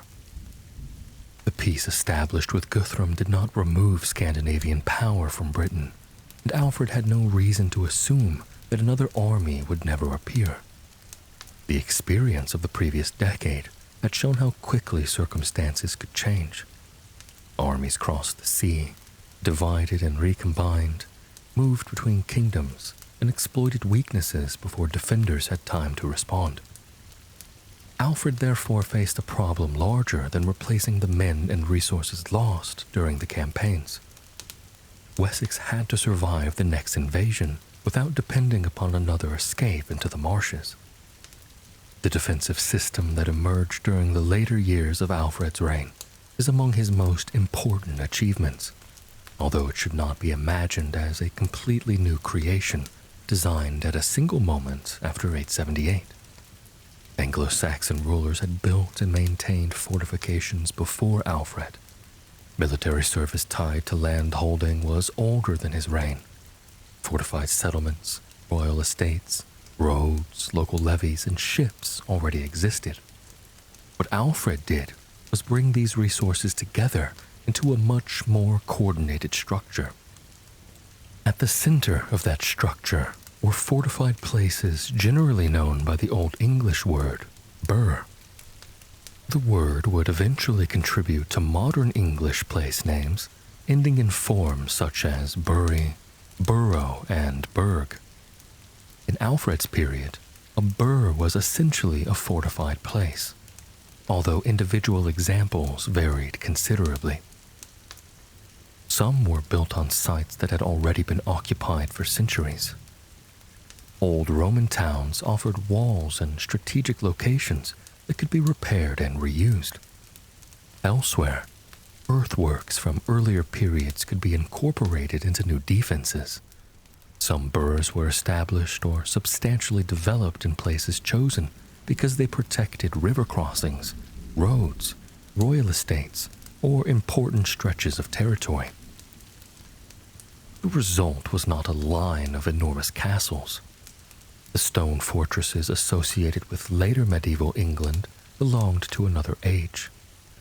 Alfredian defenses were more commonly based upon earthworks, timber, ditches, and whatever older structures were available. Their strength came partly from their number and distribution. A raiding army could move quickly through open countryside. A defended settlement presented a different problem. If local people could reach a fortification before an enemy arrived, the raiders might find much of the portable wealth and manpower of the surrounding district protected behind defenses. An invading army could attempt an assault, but attacking fortifications cost time and men. It could attempt a siege, but that slowed movement and allowed royal forces elsewhere to assemble. The burh therefore changed the value of time. That was exactly what Alfred needed. In January 878, Guthrum's attack had succeeded partly because the West Saxon military response could not form quickly enough. A network of defensible places could create delays where none had previously existed. The most remarkable evidence for the mature form of this system survives in a document known as the Burgal Heatage. The surviving text probably belongs to the period after Alfred's death, and historians continue to debate aspects of its dating and development. Yet it appears to preserve a defensive arrangement with roots in the later 9th and early 10th centuries. It lists a network of fortified places and assigns them to numbers of hides. A hide was a unit used for assessing land and obligations, rather than a fixed measurement of acreage. Its precise physical size varied. For royal government, its usefulness lay in connecting landed resources to the services expected from those who possessed them. These assessments were tied to the manpower required to maintain and defend fortifications. The underlying calculation is strikingly practical. A certain number of men were required for a certain length of wall. Land supported those men. The defenses of the kingdom could therefore be expressed as an obligation distributed across its productive landscape. A farmer working fields many miles from a fortress was connected indirectly to its survival. The land produced wealth and food. Landholding carried obligations. Those obligations provided manpower. Manpower maintained walls and defended gates. Military reform was therefore inseparable from economics. Alfred could not simply order thousands of permanent soldiers into existence. Wessex did not possess the administrative or financial machinery of a modern state, nor did its king command an unlimited pool of men detached from agricultural life. Every warrior kept continuously in service was a man unavailable somewhere else. The problem had already appeared during the wars of the 870s. An army raised to meet an invasion might need to remain active for weeks or months. Yet the same society still had to plant, harvest, transport goods, tend livestock, maintain estates, and fulfill the ordinary work upon which the next campaign season depended. Alfred's military arrangements attempted to manage that tension. According to Asser, the king divided his fighting forces so that only parts of the available manpower was on active service at any one time. Another portion remained at home, with the groups rotating. The exact mechanics are difficult to reconstruct, and the system should not be imagined as a perfectly uniform national schedule, operating with modern administrative precision. Early medieval military obligations varied according to land, status, locality, and circumstance. The principle, however, addressed the weakness Alfred had experienced personally. A king needed men ready to fight without removing all of his manpower from productive life. Rotation made it more likely that some organized force would remain available while others attended to their estates. Burrs addressed the same problem from another direction. An invading army could no longer assume that rapid movement would leave every important settlement defenseless until the king arrived.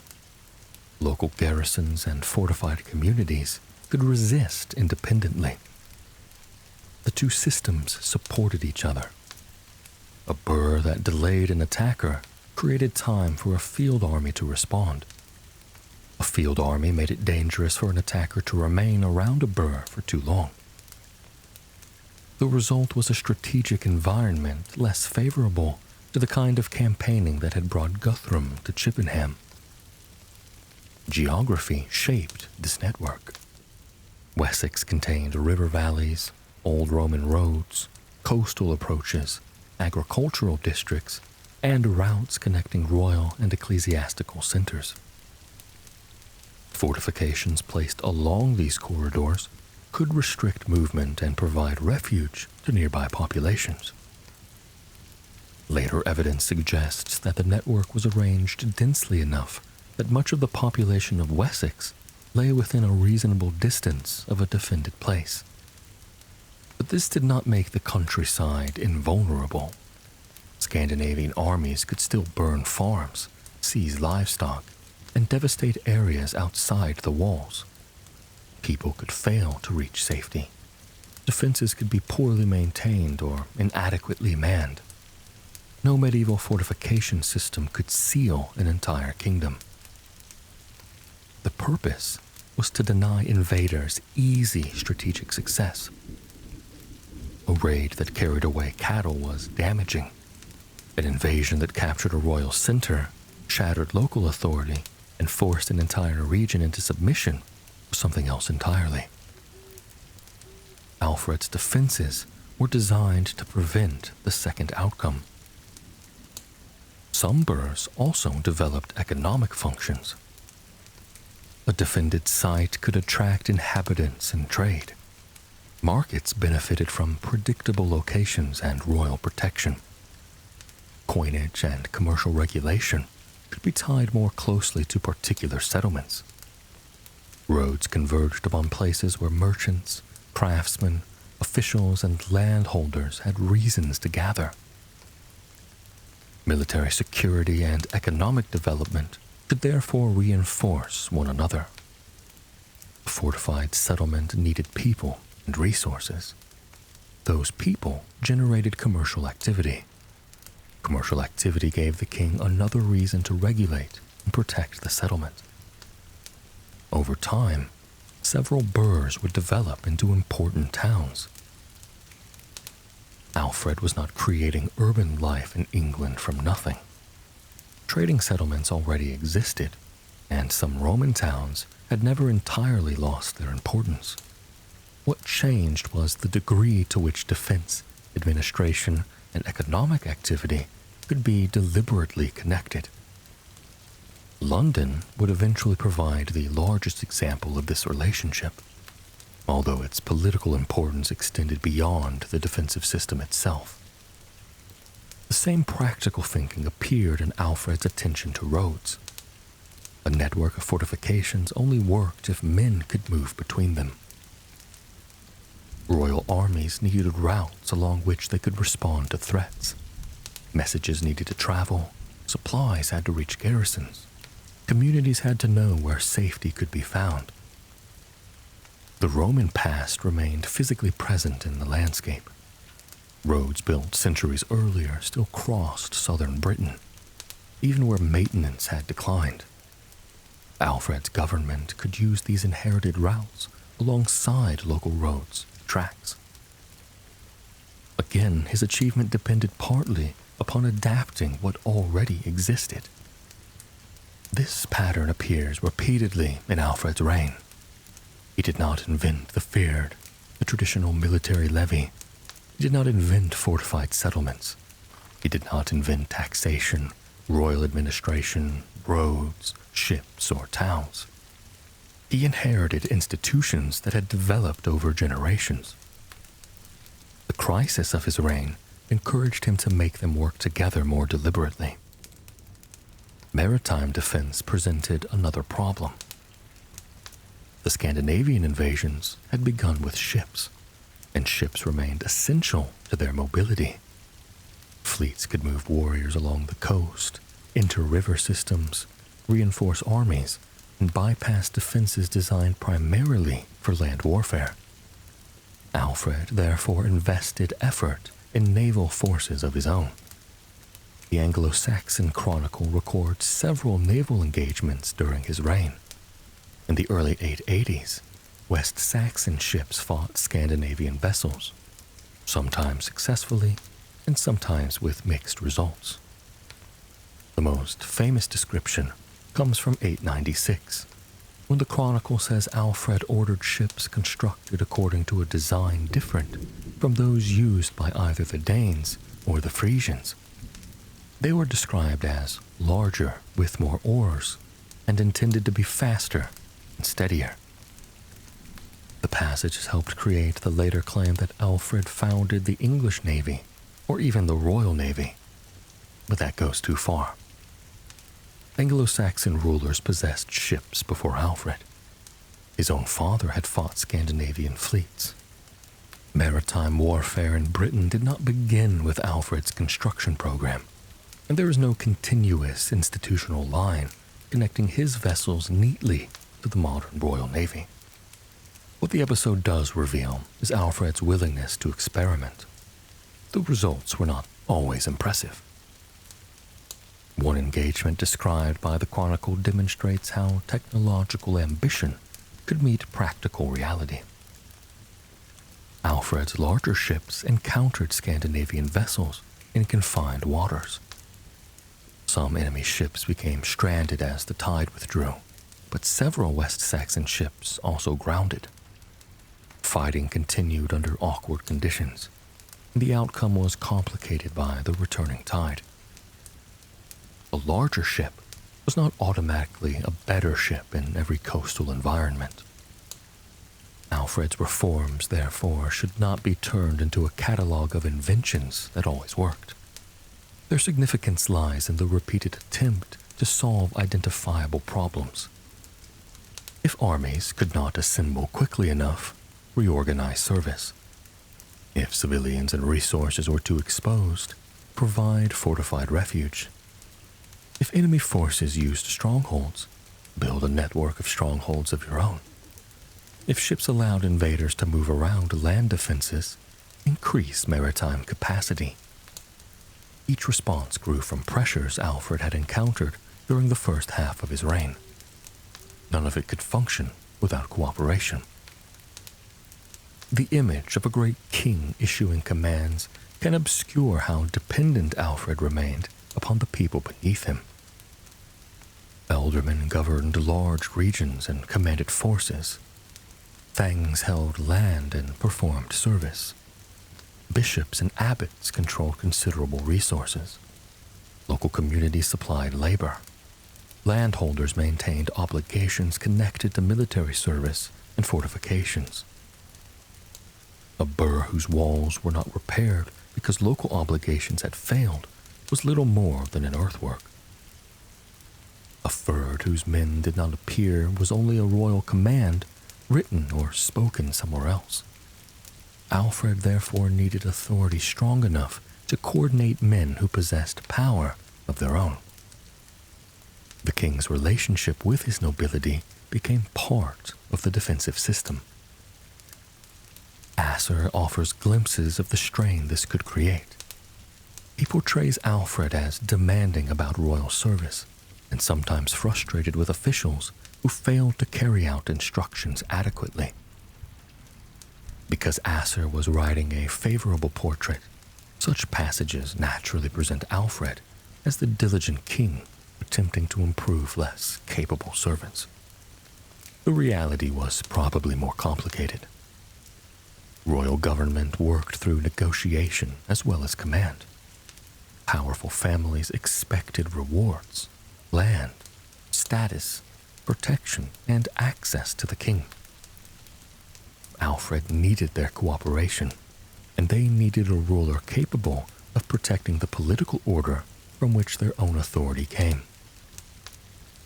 The invasions had made that relationship unusually clear. A nobleman's wealth meant little if an army could seize his estates. A king's title meant little if no nobles answered his summons.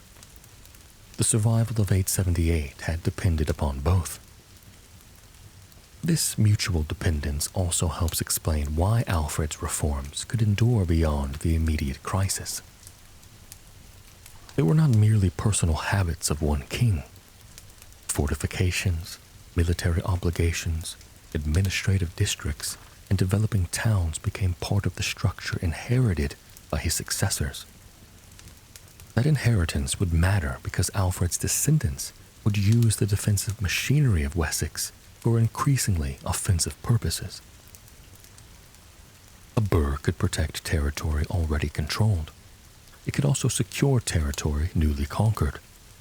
A road that allowed an army to respond to an invasion could carry that same army into enemy lands. A military system designed to preserve Wessex could eventually support expansion beyond it. Alfred did not need to foresee the entire process for his reforms to make it possible. During the 880s, his immediate concerns remained closer to home. Scandinavian forces were still active around Britain. In 885, an army attacked Rochester and Kent and constructed a fortified position outside the town. Rochester itself possessed substantial defenses inherited from the Roman past. The inhabitants held out. Alfred approached with an army, and the attackers abandoned their position and fled, leaving behind horses and other resources. The contrast with the crisis at Chippenham was considerable. Here was the defensive logic functioning as intended. A fortified place resisted long enough for the king to respond. The enemy could not quickly overwhelm the town. and once Alfred's field army approached, remaining became dangerous, and so the Scandinavians withdrew. There was no Edington. There did not need to be. For Alfred, that may have represented a more useful kind of victory. The purpose of a defensive system was not to create famous battles. It was to make famous battles unnecessary. Wessex had begun to change. The kingdom Alfred inherited in 871 had been capable of raising brave armies, but vulnerable to sudden penetration and prolonged campaigning. The kingdom emerging after 878 possessed stronger points of resistance, more deliberate military organization, and a ruler who understood defense as a problem of administration as much as battlefield command. The transformation also altered Alfred's political position. Wessex was no longer one surviving kingdom among several roughly comparable Anglo-Saxon powers. Northumbria was divided between Scandinavian and local authorities. East Anglia belonged to Guthrum. Mercia had lost much of its territory and its old royal independence. Across southern Britain, communities that still identified with Anglo-Saxon political and Christian traditions lived in a world where the strongest surviving king was Alfred. That reality became particularly visible after the events at Rochester. The Scandinavian army that withdrew from Kent moved toward the continent. Alfred then turned toward a city whose possession carried importance far beyond its walls. London had once stood within the political orbit of Mercia. It was also one of the most important settlements in southern Britain. Its Roman defenses, location on the Thames, commercial activity, and position between different political regions made it valuable to anyone hoping to control the south. In 886, Alfred occupied London and restored its defenses. What happened afterward was recorded in language that suggested something larger was taking shape. According to the Anglo-Saxon Chronicle, all the English people who were not under Danish rule submitted to Alfred.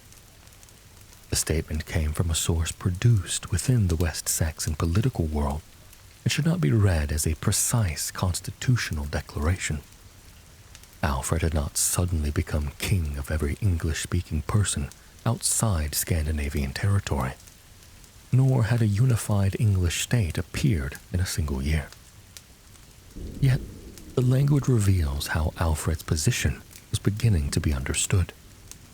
The king who had once hidden at Athelney now possessed an authority extending beyond the traditional boundaries of Wessex.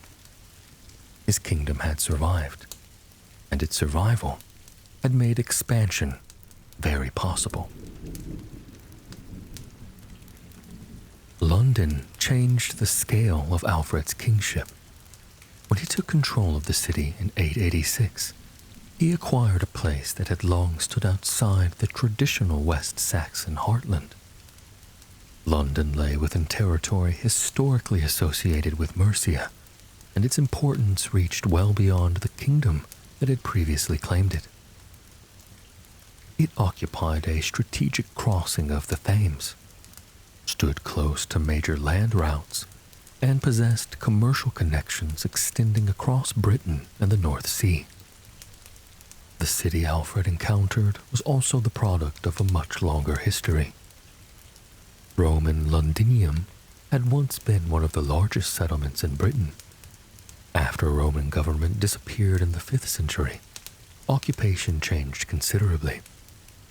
Anglo-Saxon commercial activity eventually developed west of the old Roman city, around an area now usually called Londonwick, roughly corresponding to the parts of the modern West End. The Roman walls remained farther east. During the insecurity of the 9th century, those old defenses had obvious value. Alfred restored London and reorganized its defenses, apparently shifting the political and commercial center back within the Roman walls. It was another example of a pattern already visible elsewhere in his reign. Structures inherited from the distant past could be adapted to the problems of the present. London was too important, however, to be treated as simply another burh. Control of it affected the relationship between Wessex and Mercia. The Mercian kingdom Alfred had known as a young man no longer existed in its earlier form. Its eastern territories had fallen under Scandinavian control, while western Mercia remained governed by Anglo-Saxon elites. Somewhere within this altered political landscape, a man named Ethelred emerged as its dominant ruler. His origins are uncertain. He was not styled king in the manner of the old Mercian monarchs. Surviving sources usually call him an ealdorman, or in Mercian contexts, Lord of the Mercians. The distinction reflects how far Mercia's political position had changed. Ethelred, nevertheless, exercised substantial authority. Alfred entrusted London to him. The arrangement tells us something about the political order Alfred was constructing.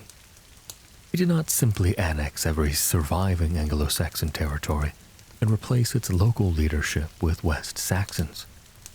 Mercian identity remained strong, and Mercian aristocrats continued to possess their own traditions, estates, institutions, and interests. Cooperation offered a more practical route. That relationship became personal when Ethelred married Alfred's oldest daughter, Ethelfled. She had grown up during the years when her father's kingdom was being transformed by war. Her childhood had probably included memories of the instability surrounding the attack of 878, although the precise circumstances of Alfred's family during the Alderney period are uncertain. Her marriage placed her at the center of Mercian politics. It would eventually make her one of the most important rulers in early medieval Britain. For Alfred, the union strengthened the connection between his dynasty and Mercia. His own marriage to Ealhswith had already linked him to a prominent Mercian family. His sister Aethelswith had been married to the former Mercian king Burgred. Now another generation joined the two political communities. But marriage alone did not erase their differences. Mercia retained its own political identity throughout Alfred's lifetime. Ethelred issued documents, commanded armies, and governed territory with considerable autonomy. Yet he operated within a relationship in which Alfred occupied the senior position. That hierarchy appears in royal titles.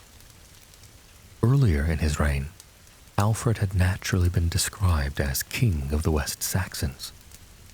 During the later 880s, his political language began to widen. He appeared as King of the Anglo-Saxons. The title deserves attention because it reveals a changing conception of whom Alfred ruled. It did not mean King of England in the later territorial sense. Large parts of what is now England remained outside his authority. Scandinavian rulers controlled East Anglia and substantial territories farther north. York remained a center of Scandinavian power.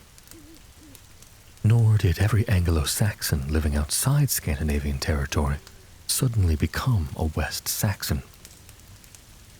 The title instead reflected the political union developing between Wessex and those portions of Mercia that accepted Alfred's supremacy.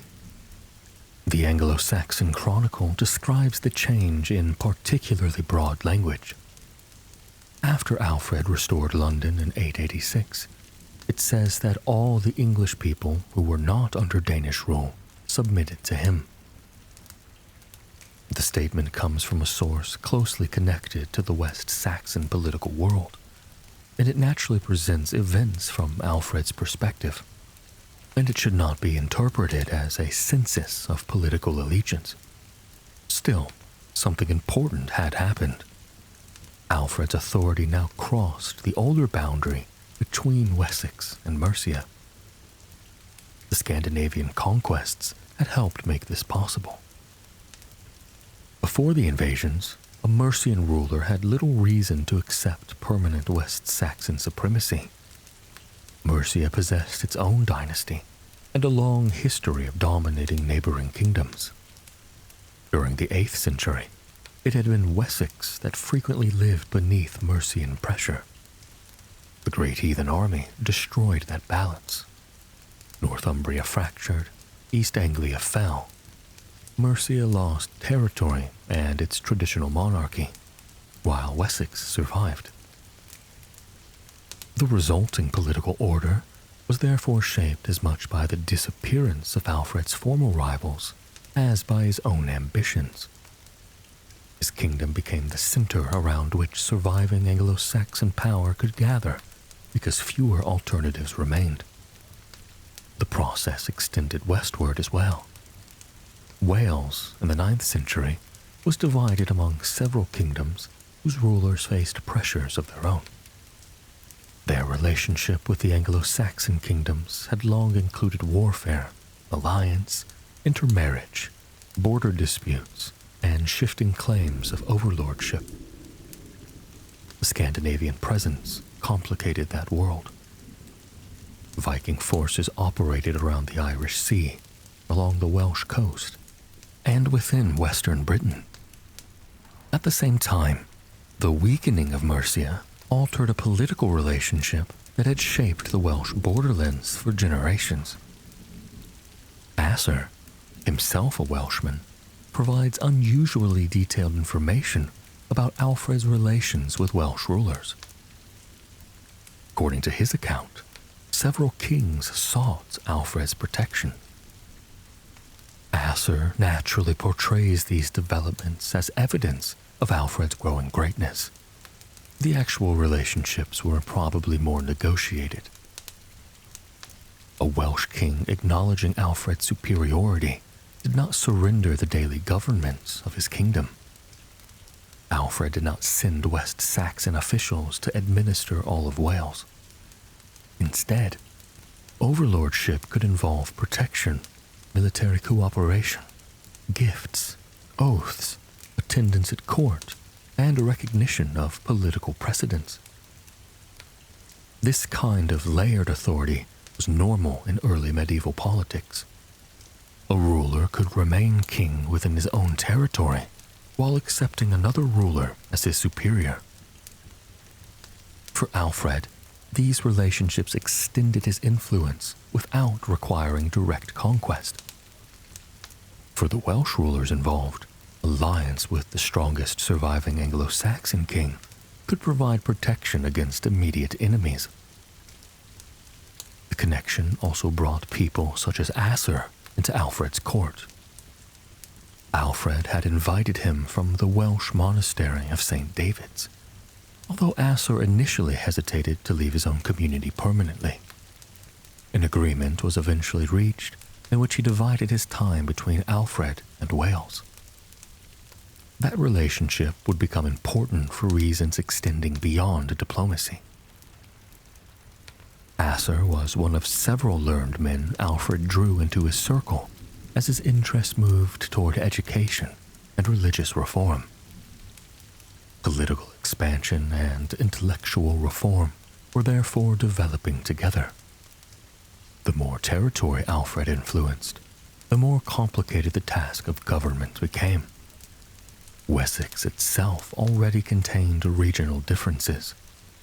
Kent retained traditions inherited from its earlier existence as a separate kingdom.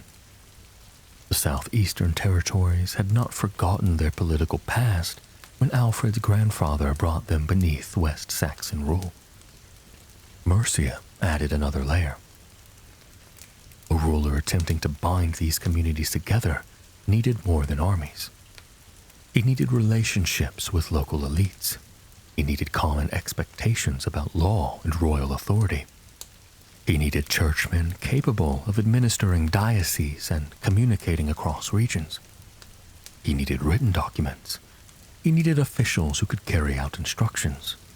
And he needed political language broad enough to describe what his kingship was becoming. The wars had unexpectedly created the conditions for that expansion. When Alfred became king in 871, he inherited Wessex because his brother died while their kingdom was fighting for survival. By the late 880s, the political question was changing. The issue was no longer whether Wessex could survive. It was what role would Wessex play among the peoples who had survived alongside it. The Scandinavian kingdoms themselves were also becoming more settled. Guthrum ruled East Anglia as the Christian king Ethelstan.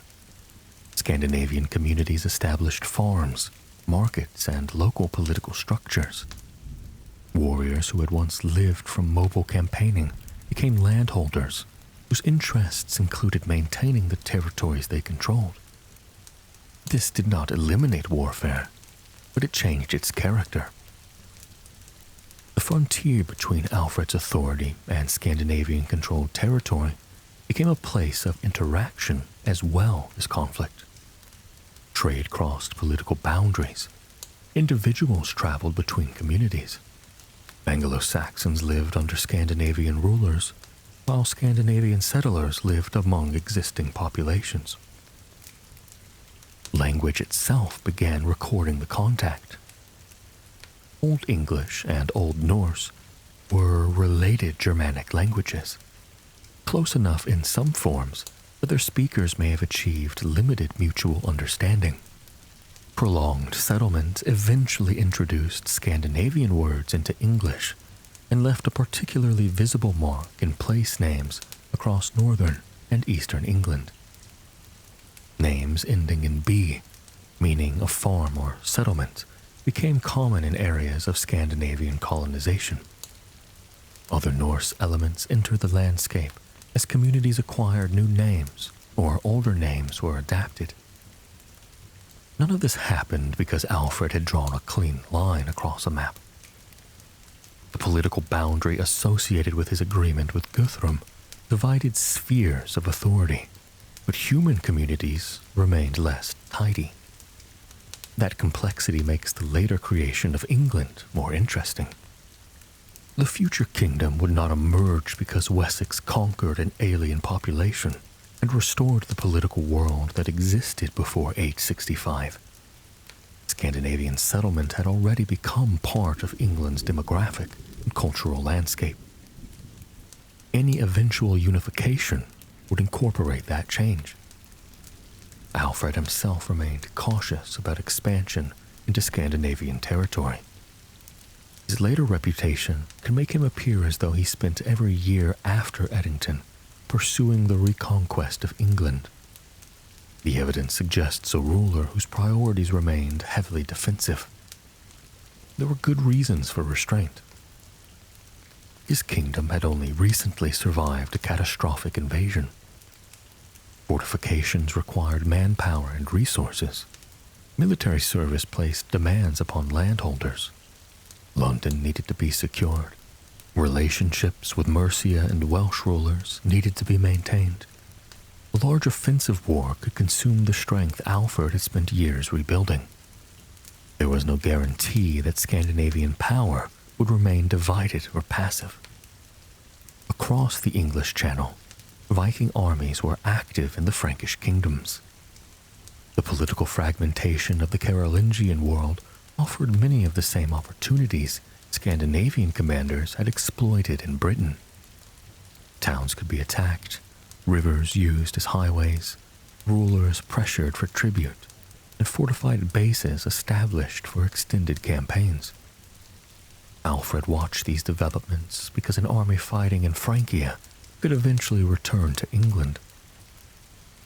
The Channel connected his kingdom to danger as easily as it connected Wessex to trade and diplomacy.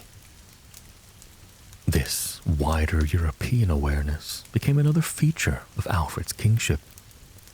He maintained connections with rulers and religious figures beyond Britain. His court contained foreigners. Correspondence and gifts traveled long distances. Alfred's interests extended toward Rome and the Frankish world, while reports of events abroad helped him judge threats closer to home. His political horizon was therefore much larger than any territory he directly governed. The same was true of his religious outlook. Alfred understood his kingdom as a part of Latin Christendom, a community whose texts, institutions, and history stretched far beyond Wessex. That understanding troubled him. The wars had revealed physical weaknesses in his kingdom, and Alfred had responded with walls, military organization, and administrative reform. But he believed another weakness remained.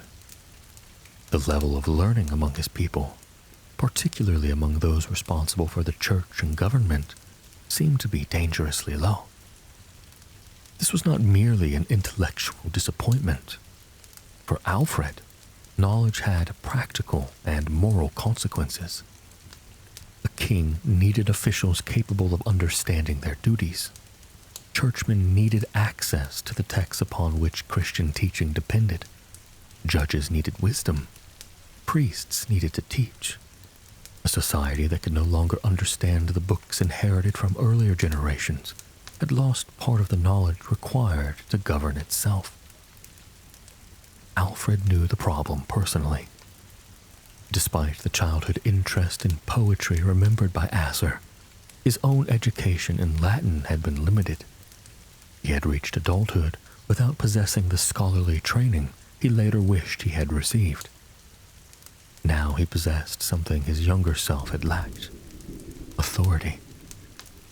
The network around him had widened from the royal household of Wessex to include Mercian nobles, Welsh churchmen, continental scholars, bishops, administrators, and the rulers of neighboring peoples. Alfred began using that network to gather learned men. The purpose was ambitious. He wanted to recover knowledge that he believed his kingdom had lost.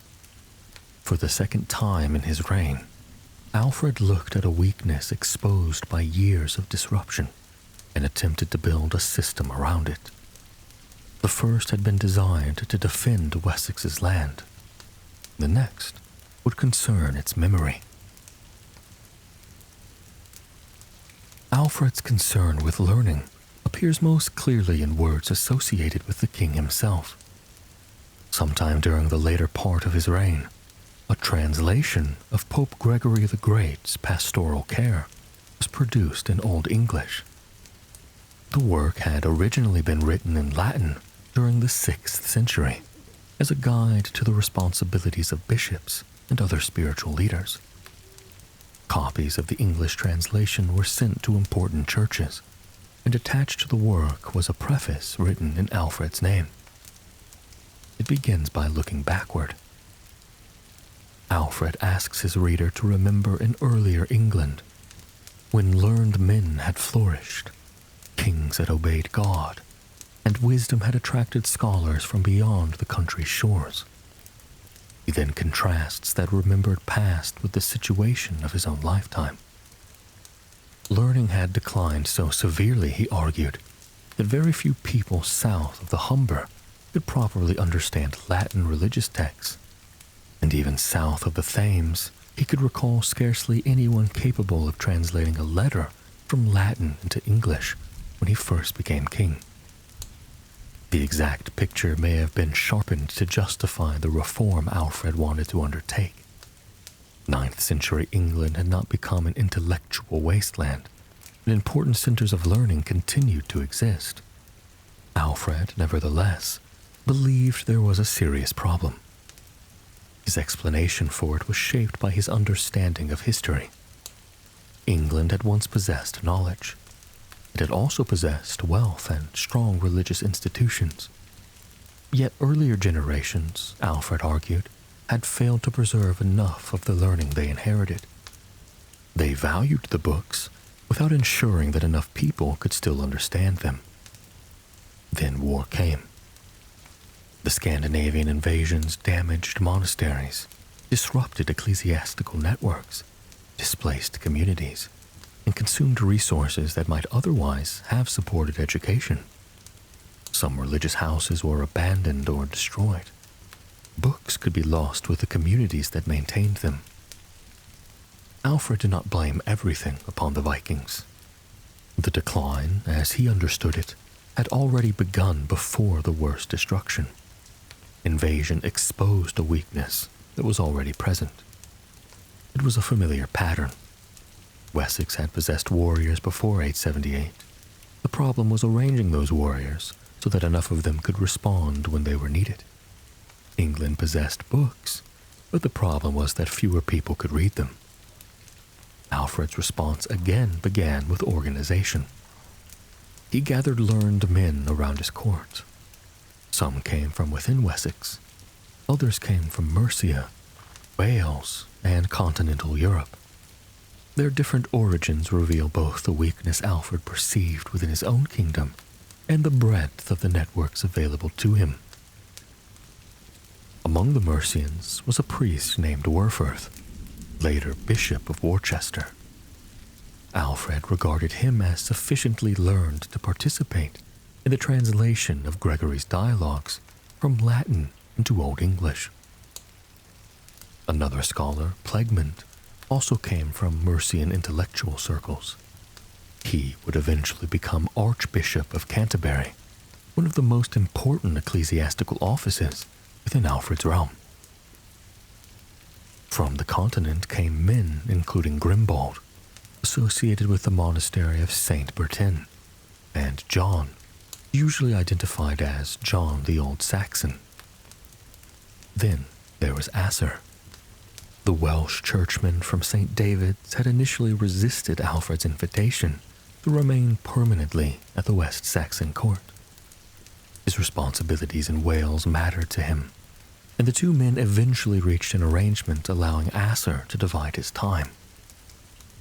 The relationship became close enough that Asser would write the biography through which many of the most personal details about Alfred survive. The scholars gathering around the king formed something resembling a court school, although its precise organization cannot be reconstructed. Alfred wanted educated clergy. He also wanted educated laymen. According to Asser, the king required some of the young nobles being raised at court to learn to read. Children of aristocratic families who would eventually become royal servants, administrators, landholders, and military leaders were expected to receive an education appropriate to those responsibilities. This represented Alfred's understanding of government as much as his enthusiasm for books. A kingdom dependent upon written law, charters, correspondence, accounts, religious texts, and administrative communication needed people capable of working within that literate culture. Most of Alfred's subjects would never learn Latin. Many would never read at all. That reality led him toward one of the most distinctive features of his educational program. If people could not easily reach the books, some of the books could be brought closer to the people. Alfred proposed translating into English works he considered especially valuable. The language of learning in Western Christendom was Latin. Scripture, theology, histories, philosophical works, legal texts, and writing of the Church Fathers circulated primarily through it. Anyone seeking advanced education needed access to Latin. Alfred did not attempt to replace that tradition. His program instead acknowledged that the number of people capable of using it had become too small. In the preface to the Pastoral Care, he proposed that certain books considered most necessary for people to know should be translated into the language they all understood. Young men with the means to pursue education could first learn to read English before advancing to Latin. The practical logic was straightforward. Old English already possessed a literary tradition. Poetry had circulated in the vernacular for generations. Laws were written in English. Religious material could be preached and explained in it. Alfred's program extended the range of what English prose could do. Gregory's Pastoral Care was among the works most clearly associated with the king himself. The text was particularly appropriate. Gregory had written about leadership as a burden of responsibility. A spiritual ruler needed knowledge because the welfare of other people depended upon his decisions. He had to understand different personalities, correct wrongdoing carefully, and govern himself before attempting to guide others. Such ideas fit comfortably within Alfred's conception of kingship. The king's responsibility was not exhausted by winning wars. A ruler had obligations toward the moral and intellectual condition of his people. Copies of the translated Pastoral Care appear to have been distributed among episcopal centers within Alfred's kingdom. Several manuscripts or fragments survive, including copies associated with places such as Worcester and Hatfield. Alfred's preface asked bishops to keep the books at their churches and not remove them. The object itself, therefore, was part of the reform. Translation mattered only if people could access it. Producing books in the 9th century required considerable labor. There was no printing press. A manuscript had to be copied by hand, usually onto parchment prepared from animal skins. Ink had to be produced. Scribes needed training and time. A large book represented resources. Sending copies across the kingdom was an investment. Other translations became associated with Alfred's intellectual circle. Gregory's dialogues were translated by Werfurth at Alfred's request. A version of Augustine's soliloquies had traditionally been connected with Alfred. So has a translation and adaptation of Boethius's Consolation of Philosophy. The Old English Boethius is particularly interesting because the Latin original concerns the nature of fortune, happiness, power, and divine order. Boethius had written while imprisoned in the 6th century, reflecting upon how quickly worldly success could disappear. Those themes would have been difficult for Alfred to regard as abstract. He had been a king driven from his courts who returned to power. Yet the precise extent of Alfred's personal authorship remains debated. Older accounts sometimes imagined the king sitting down and independently translating a library of Latin classics into Old English. The reality was almost certainly more collaborative. Alfred possessed learned advisors and operated within a court where translation, discussion, adaptation, and copying could involve several people. Some works traditionally attributed directly to him may have been produced under his patronage or within his intellectual environment rather than by his hand alone. But that does little to diminish the importance of the program. A king did not need to write every sentence himself for the production of books to become part of his reign. But books were only one part of the intellectual recovery Alfred imagined. Time was another. Asser describes Alfred as intensely concerned with how he divided his days. According to his biography, the king sought methods of measuring time so that he could allocate portions of his life to religious devotion, government, study, rest, and other responsibilities. Asser tells of candles constructed to burn for predictable periods. Because drafts inside buildings could make them burn unevenly, Alfred supposedly ordered lanterns made from translucent horn to protect the flames. The description is unusually personal. Whether every detail functioned exactly as Asser presents it, the image fits the king visible elsewhere in his account, a man attempting to impose order upon limited resources. In this case, the limited resource was his own day. Alfred's health may have made that discipline even more difficult. Asser describes him suffering from a recurring and painful illness throughout much of his adult life. Attempts to diagnose Alfred retrospectively have produced numerous suggestions, but the evidence is too vague to identify a particular modern condition confidently. What can be said is that his biographer believed the king experienced significant periods of physical discomfort, but that did not remove him from government. The court continued moving. Kings did not govern from one permanent capital. Alfred traveled between royal estates, received petitioners and nobles, attended religious observances, judged disputes, organized military affairs, and managed relationships extending across his kingdom and beyond. Books traveled with this political world. So did scholars. The educational reform was therefore less like the creation of a single university and more like an attempt to strengthen the intellectual capacity of a network. Bishops needed books. Young nobles needed instruction. Clergy needed Latin. People unable to read Latin needed important works in English. Royal officials needed enough learning to carry out their responsibilities. Alfred's interest in knowledge was ultimately connected to his understanding of order. Ignorance could produce bad judgment. Bad judgment could weaken institutions. Weak institutions could fail when tested. The wars had taught him how quickly failure could spread. By the final decades of his reign, Alfred was attempting to address those vulnerabilities across several parts of society at once. Walls protected settlements. Military obligations protected walls. Royal administration coordinated those obligations.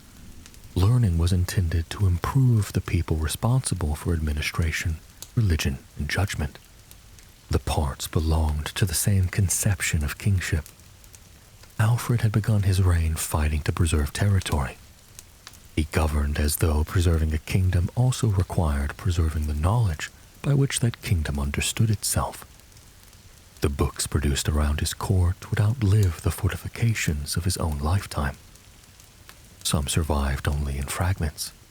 Others were copied repeatedly. The Anglo-Saxon Chronicle would continue long after Alfred's death, accumulating the history of rulers who had not yet been born when its earliest versions were compiled. Through those texts, later England inherited a memory of its past. And now, Alfred turned that same concern with inheritance toward another foundation of his kingdom: law. Alfred's interest in law belonged to the same effort at reconstruction that shaped his fortifications and educational reforms. A kingdom that could defend itself still needed a way to settle disputes among the people living inside it. In 9th century Wessex, there was no professional police force spread across the countryside, no permanent network of state courts resembling those of a modern country, no centralized bureaucracy capable of intervening routinely in every local conflict. Order depended heavily upon families, landholders, communities, royal officials, assemblies, oaths, compensation, and the authority of the king. Violence could easily become private. A killing might create obligations between families. Theft could provoke retaliation. Disputes over property, inheritance, boundaries, debts, or status might draw wider groups into conflict if they were not resolved through recognized procedures. Law offered ways of containing those disputes before they damaged the relationships upon which society depended. Alfred inherited a substantial legal tradition. Anglo-Saxon kings had been issuing written law codes for centuries. Ethelbert of Kent had done so shortly after the conversion of his kingdom to Christianity in the early 7th century. Later rulers, including Ine of Wessex and Offa of Mercia, had developed laws of their own. Alfred knew of these traditions. When he compiled the legal collection usually called his Domboc, or Book of Laws, He did not present himself as a ruler creating law from nothing. He began much further back. The opening sections move into biblical history. They draw upon the laws given to Moses in the book of Exodus, including the Ten Commandments and other legal material from the Old Testament. Alfred's text then moves toward Christian teaching, connecting Mosaic law with the decisions associated with the early church. Only after establishing this religious foundation does the collection turn toward Anglo-Saxon law. The structure reveals something important about Alfred's conception of kingship. Law was not whatever a powerful ruler happened to command. Christian king governed with an inherited moral order. Alfred's authority came with obligations. He was expected to protect the church, preserve the peace, judge fairly, punish wrongdoing, and respect the customs through which his people understood justice. His law code deliberately connected those duties to a much longer history. Alfred then looked to earlier English kings. In the introduction to his laws, he explained that he had gathered material from the codes of previous rulers, particularly Ine of Wessex, Offa of Mercia, and Ethelbert of Kent.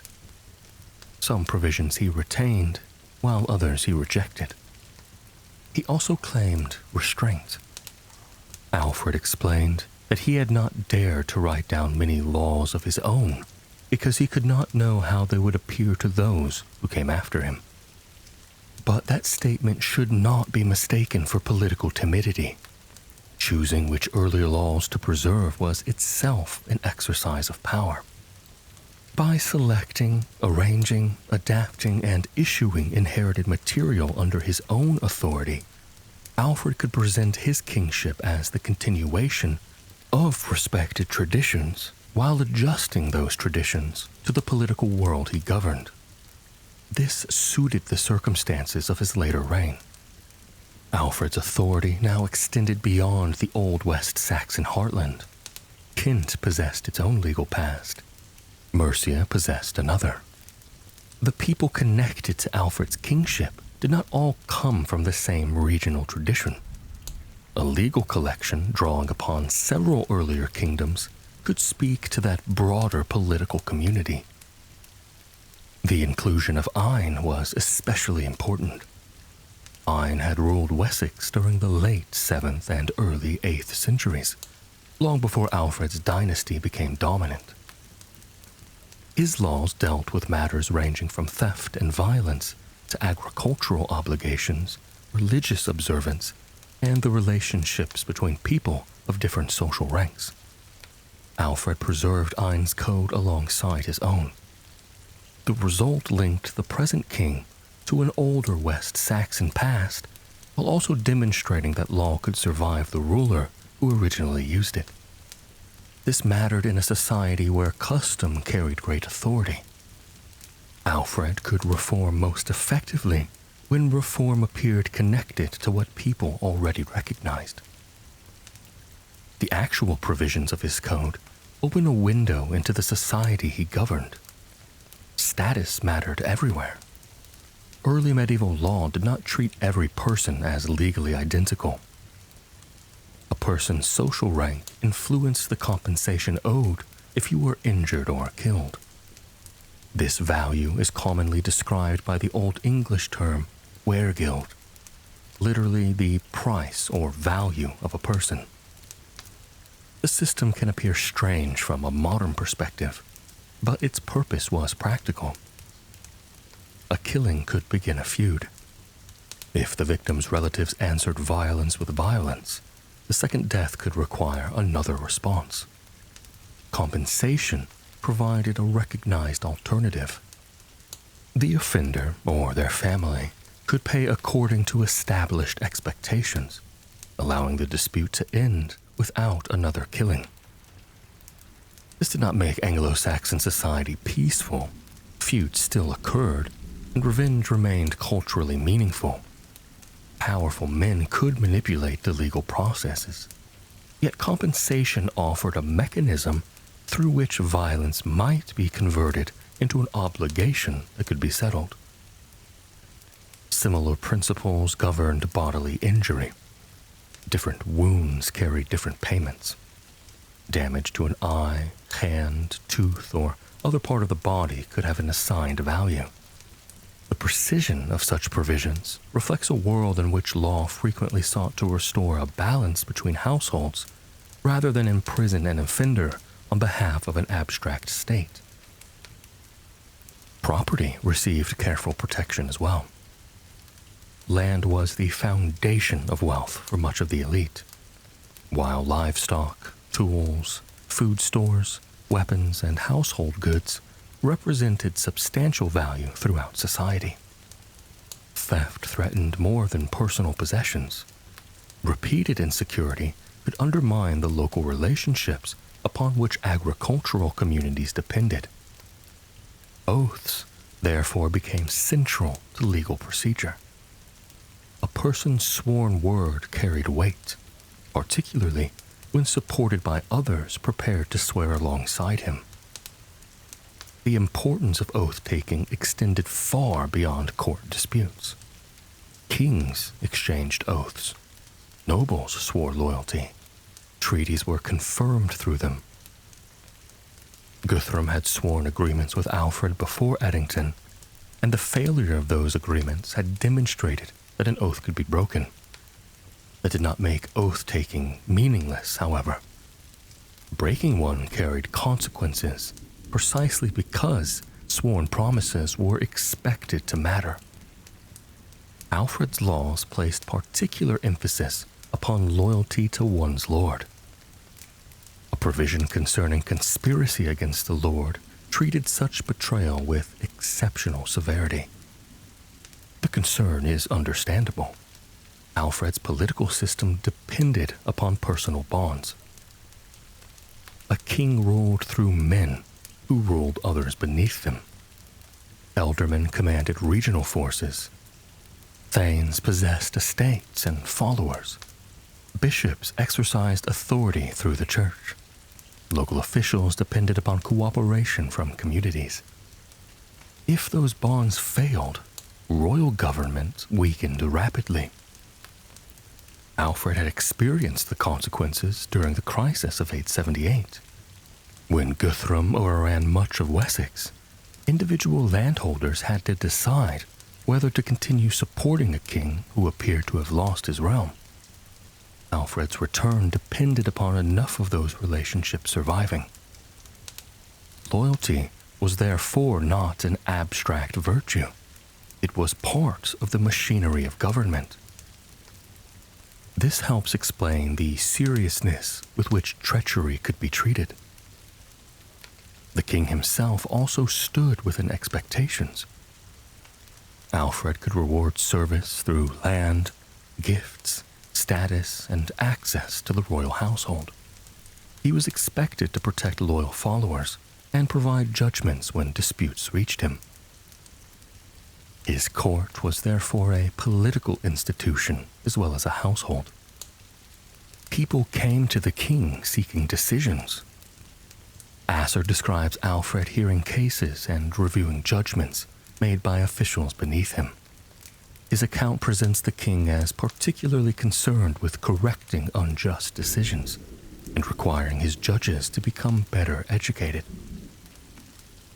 Yet the connection he draws between learning and justice fits closely with the educational program visible elsewhere. According to Asser, Alfred sometimes rebuked judges who claimed that they could not understand written material because they had never learned to read. The king supposedly gave them a choice. They could learn, or they could surrender the offices they held. The precise conversations cannot be independently verified, but the story illustrates what Alfred's court believed competent government should look like. Authority required knowledge. A man entrusted with judgment needed to understand the law he was expected to administer. This also reveals the limits of Alfred's reforms. The fact that important officials might possess limited literacy demonstrates how far Wessex remained from a bureaucratic state staffed by professional administrators. Government was still personal.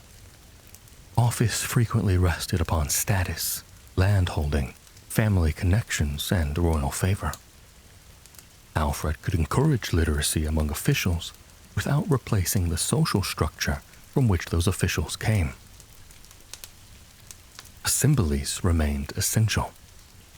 The Anglo-Saxon political meeting, commonly known as the Witan, or gathering of wise men, brought together leading nobles and churchmen around the king. Modern descriptions sometimes turn the Witan into something resembling a parliament, but that comparison can mislead. It had no fixed membership elected by the population. Its meetings were not governed by a modern constitutional system. Instead, important men gathered around the king to witness charters, advise on decisions, participate in judgments, confirm grants, and lend political support to royal actions. The king was powerful, but he was not politically solitary.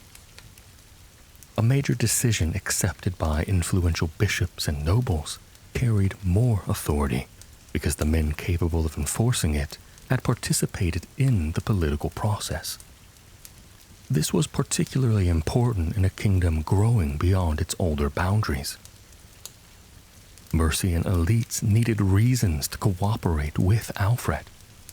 Kentish landholders had their own interests. Church institutions possessed privileges they expected kings to respect. The greater Alfred's authority became, the more relationships had to be maintained. Royal charters reveal parts of this world. A charter might record a grant of land or privilege, usually with a list of witnesses attached. Kings, bishops, aldermen, thanes, and other prominent figures appeared in these witness lists. The document recorded a political moment. The people whose names surrounded the royal grant demonstrated the network through which the king governed.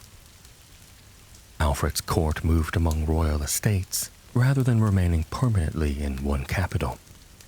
Wherever the king went, government traveled with him. Petitions could be heard, gifts could be exchanged, documents could be witnessed, disputes could be judged, military plans could be discussed, religious festivals could bring the court together. For most people, however, the king remained distant. Daily order depended much more heavily upon local institutions. Communities gathered in assemblies to deal with disputes and obligations. Royal officers connected these local structures to the wider kingdom. Over time, the shire and the smaller unit known as the hundred would become increasingly important figures of English government, although their precise development across Alfred's reign cannot always be reconstructed with certainty. Alfred's reforms worked through this local landscape. The burgh system required assessments of land. The fjord required men to be summoned. Roads and fortifications required labor. Taxes and food renders had to be collected. Messages needed to reach landholders. None of these things happened because a king issued a command at court and the kingdom automatically obeyed. Someone had to carry the order. Someone had to calculate the obligation. Someone had to gather the men, and someone had to maintain the wall. The effectiveness of Alfred's government therefore rested upon countless acts performed by people whose names rarely appear in the surviving sources. The administrative reality connects his code law directly to his military reforms. A stronger army required stronger government. A network of burghs required predictable obligations. Predictable obligations required recognized authority. Recognized authority depended partly upon the belief that the king protected order rather than merely extracted its resources. Justice and defense supported one another. This was Alfred's work during the years of relative peace following Edington. The kingdom he governed was still recognizably early medieval. Personal relationships mattered more than institutions detached from the people operating them. Regional identities remained strong. Royal authority could be uneven. Written orders existed alongside oral custom, and violence remained a normal feature of political life. Alfred did not transform Wessex into a modern state. What he did was increase its capacity. More of the kingdom's resources could be coordinated. Fortifications could be connected to land assessments. Military service could be organized more deliberately. Learning could be connected to government. Law could be presented as a shared inheritance extending across several Anglo-Saxon traditions. These developments were gradual, incomplete, and dependent upon cooperation. Their value could only be measured when the kingdom came under pressure again. For more than a decade after Edington, Alfred avoided another crisis comparable to 878. Guthrum remained in East Anglia until his death around 890. Across the Channel, however, Scandinavian armies continued campaigning through the Frankish kingdoms. The same men who besieged towns and demanded tribute there could cross to England when opportunities changed. In the early 890s, conditions on the continent began pushing some of those armies elsewhere. Alfred was older now. More than 20 years had passed since he first fought the Great Heathen Army beside his brother. The young Prince of Ashdown had become a king with fortified towns, reorganized military obligations, stronger political relationships, and decades of experience dealing with Scandinavian warfare. Then, in 892, ships began arriving once more, and the system Alfred had spent years constructing was about to be put to the test.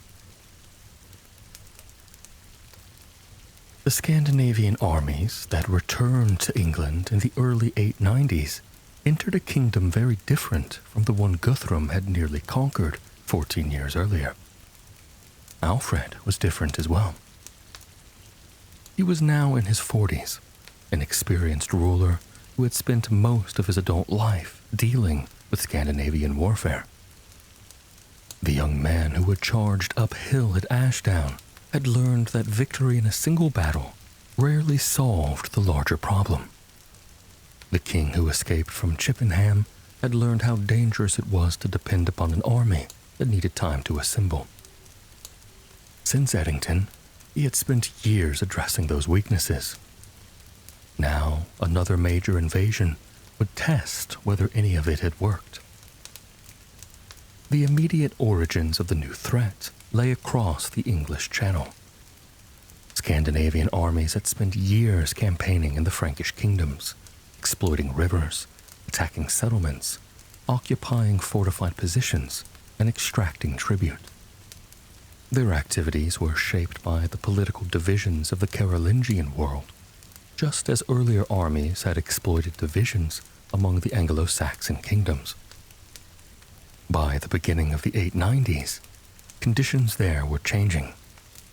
Frankish rulers had become increasingly willing and able to resist, while famine affected parts of the continent. Groups of Scandinavian warriors began looking elsewhere for opportunities. England remained wealthy. Its political geography was familiar. Some of the men crossing the Channel may have known the country from earlier campaigns, while others belonged to a younger generation of warriors. Either way, the settlement between Alfred and Guthrum did not bind them. In 892, according to the dating generally accepted from the Anglo-Saxon Chronicle, a large Scandinavian force crossed to Kent.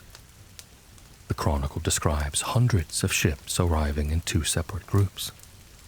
And as always, Precise numbers in medieval sources deserve caution. What matters is that this was no minor coastal raid. One force entered the Thames estuary and established itself at Milton in northern Kent. Another crossed in a substantial fleet to the southern coast and landed near Appledore. The Second Army was associated with a leader named Heston. Heston had been active in the Frankish world and belonged to the experienced class of Scandinavian commanders who had spent years moving between opportunities. The invaders immediately followed a familiar pattern. They established fortified bases. Near Appledore, one army occupied a position protected by the surrounding landscape. Heston's forces constructed or occupied another stronghold farther north. This was precisely the kind of warfare Alfred had spent years preparing to counter. The Scandinavians had also arrived with horses, or acquired them quickly. Mounted movement allowed them to raid across a broad area without forcing their warriors to fight as cavalry. They could travel rapidly, dismount when necessary, and attempt to remain ahead of slower defensive forces. In the 870s, this mobility had repeatedly created crises for Wessex. The new invasion began differently. Alfred did not immediately seek a single decisive battle. He positioned forces where they could observe the Scandinavian armies and restrict their movement. The fortified network of southern England complicated the invaders' choices. They could still move through the countryside, but important settlements were more difficult to seize quickly. If they stopped to attack a burh, they risked giving Alfred's field armies time to approach. The king was also dealing with a political situation more complicated than a simple war between Wessex and foreign invaders. Scandinavian communities were already established inside England. East Anglia had been ruled by Guthrum until his death.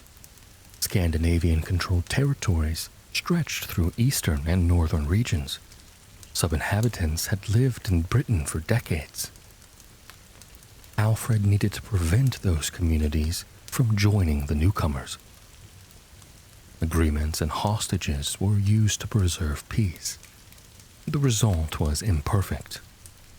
Some Scandinavian groups already settled in England eventually supported or assisted the invading armies despite agreements with Alfred. The distinction between settler and raider was never absolute. A man who had accepted land could still return to warfare if circumstances offered profit or political advantage. Yet neither did every Scandinavian community automatically unite against Wessex. The political world created by settlement was fragmented, and Alfred could exploit those divisions just as earlier invaders had exploited divisions among the Anglo-Saxons. The first major movement came when the army based at Appledore broke out of Kent. The Scandinavians moved westward. A West Saxon force intercepted them at Farnham in Surrey. The battle ended in significant English victory.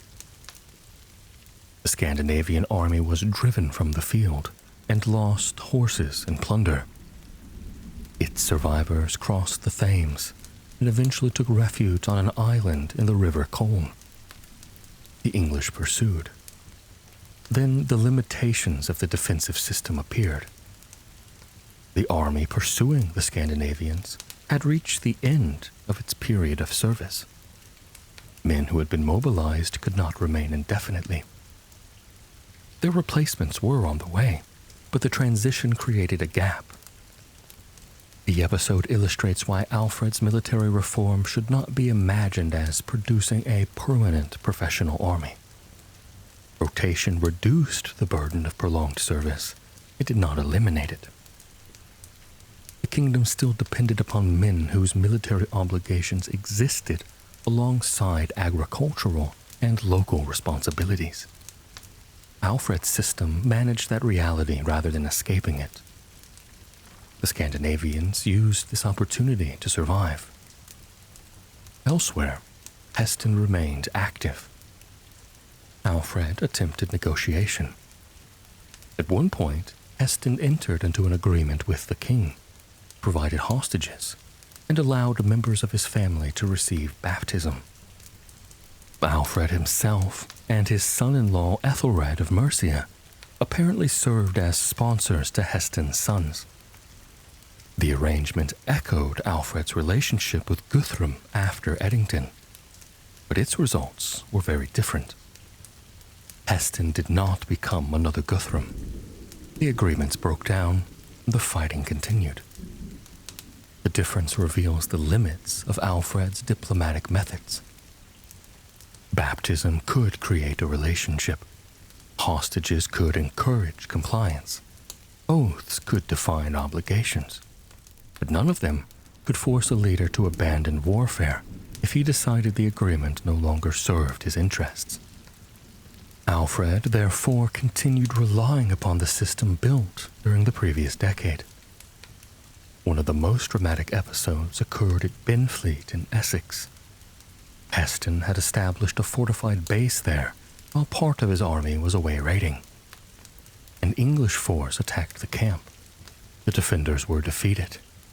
The fortification was captured, along with considerable wealth, women, and children. Heston's own family fell into English hands. For Alfred, this created a choice. He returned Heston's wife and sons. And the decision can be interpreted in several ways. Christian sponsorship created obligations between Alfred and the baptized children. Political calculation also mattered. Executing or permanently holding Heston's family might have hardened the conflict while undermining Alfred's own claim to act as a Christian ruler bound by recognized relationships. Mercy could serve diplomacy. But it did not end the war. The Scandinavian forces regrouped. Their movements now carried the conflict through several regions of England. Armies crossed territory, occupied new positions, sought food, gathered supporters, and attempted to find weaknesses in Alfred's defense. The war became a contest of endurance. This is one of the reasons the campaigns of the 890s lack a single moment equivalent to Edington. There was no winter in the marshes followed by one decisive return. Instead, there were repeated movements, sieges, interceptions, withdrawals, and attempts to contain armies before they could establish permanent control. For Alfred, that was evidence of improvement. A kingdom designed to resist invasion should not need to gamble its existence repeatedly on one battle. The Scandinavian armies eventually moved toward the Severn. At Buddington, probably somewhere near the Welsh border, an invading force became trapped by English and Welsh armies. The geography restricted access to food. Once again, supply became decisive. The Scandinavians could defend themselves, but remaining in position steadily consumed what provisions they possessed. According to the Anglo-Saxon Chronicle, hunger eventually became severe. The army attempted to break out. A battle followed. The Scandinavians escaped, but at a substantial cost. They had survived, but they had not conquered the region. This pattern continued. An invading force might break through one defensive line, only to encounter another problem farther ahead. A fortified settlement might refuse surrender. A local army might appear. Supplies might run short. Reinforcements could be intercepted. The defenders did not need to win every encounter. They needed to prevent defeat from becoming political collapse. The contrast with Northumbria in 866 or East Anglia in 869 was considerable. Those kingdoms had lost rulers and major political centers with a devastating speed. Alfred's later Wessex could absorb setbacks. The Scandinavian armies next moved toward Chester. The old Roman fortress there offered another potentially valuable base.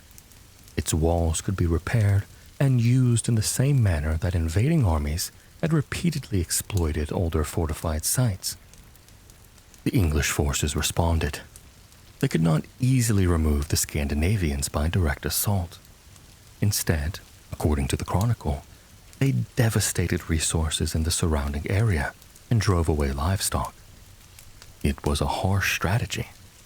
The burden fell upon the countryside as much as upon the invading army. Crops represented the labor and survival of local communities. Destroying them to deny food to an enemy also meant denying them to the people who lived nearby.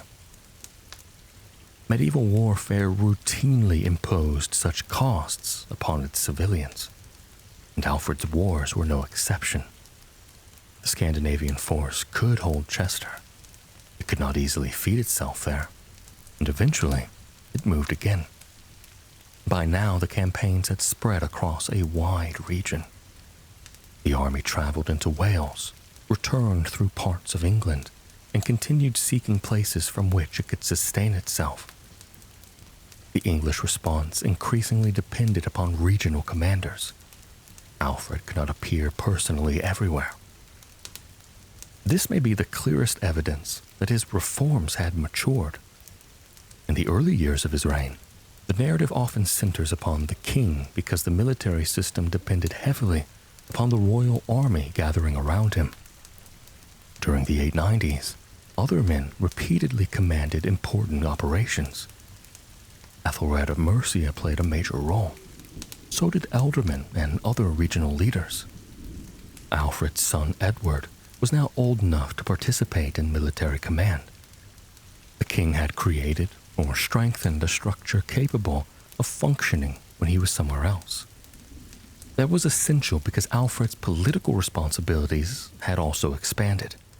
He had to protect Wessex, maintain his relationship with Mercia, oversee the southeastern territories, respond to maritime threats, and watch the behavior of Scandinavian communities already settled in England. No single army could perform all of those tasks simultaneously.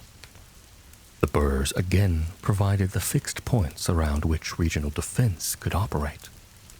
Their importance became especially clear when the Scandinavian armies began using rivers. In 895, an invading force established itself near the River Lea, north of London. The location gave the Scandinavians access to an important waterway. Their ships allowed them to move supplies and potentially withdraw toward the Thames. Alfred responded with an unusual measure.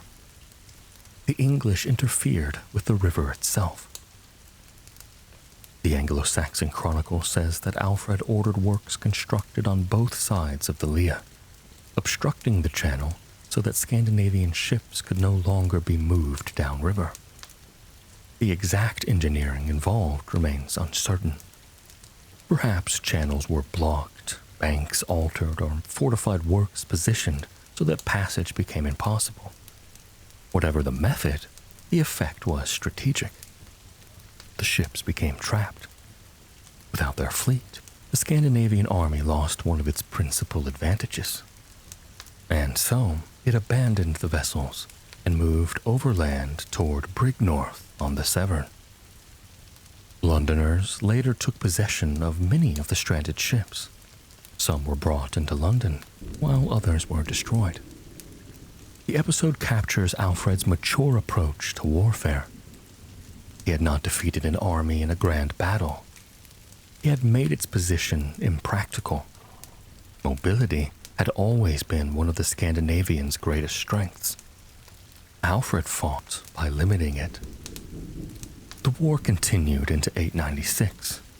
By then, the invading coalition was losing cohesion. Some warriors settled in East Anglia and Northumbria. Others found ships and returned to the continent. The Great Invasion ended without a formal surrender comparable to Guthrum's capitulation after Edington. There was no single battlefield upon which Alfred could stand and claim final victory. The army simply ceased to function as a unified threat. That outcome itself was significant. 4 years of campaigning had failed to destroy Wessex. The Scandinavian forces had moved across enormous distances. They had fought battles, occupied fortifications, used rivers, gathered support from established Scandinavian communities, and repeatedly attempted to create secure bases. They had caused extensive damage, yes, but they had not overturned Alfred's kingdom. The defensive system had done what it was designed to do. Not perfectly. There were gaps in military service. Agreements were broken, settlements attacked, countrysides were devastated. Enemy armies repeatedly escaped destruction. Alfred's new ships produced mixed results. Regional commanders sometimes struggled to contain forces moving through difficult terrain. Yet the kingdom did not collapse. That difference is easy to underestimate because survival produces a less dramatic story than disaster. There was no second Athelney because Alfred's government had spent years making another Athelney less likely. The Burrs slowed attackers. Rotating forces improved the kingdom's ability to sustain campaigns. Regional leaders could respond without waiting for the king. Mercy and cooperation expanded the defensive resources available. Roads and fortified centers allowed armies to move around a more resilient political landscape. None of these measures granted victory by itself, but together they denied the invaders the rapid political success earlier armies had achieved.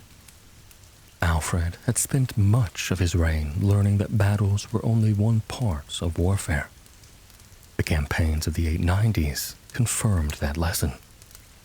The king who survived Chippenham had eventually created a kingdom capable of surviving without repeating his personal experience.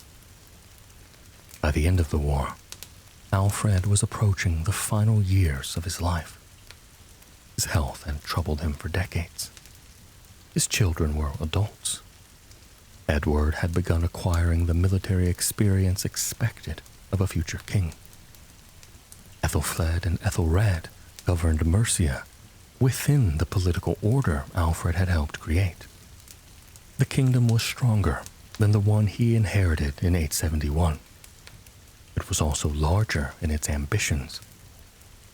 Wessex had survived 2 generations of Scandinavian warfare, while the political world around it changed beyond recognition. Alfred would not live to complete the conquest of the territories under Scandinavian rule. The task would fall to the family that followed him. What he could leave them was something more useful than a legend of battlefield victory. He left them a kingdom capable of continuing the war. Alfred died on the 26th of October, 899. He was probably around 50 years old. For much of that life, the political world around him had been defined by instability.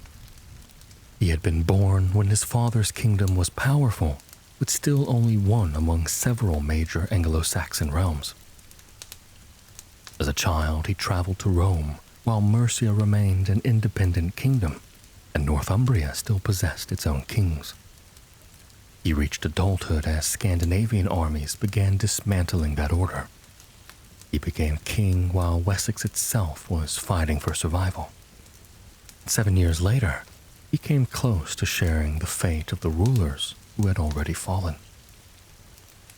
By the time of his death, the map of Britain had been transformed.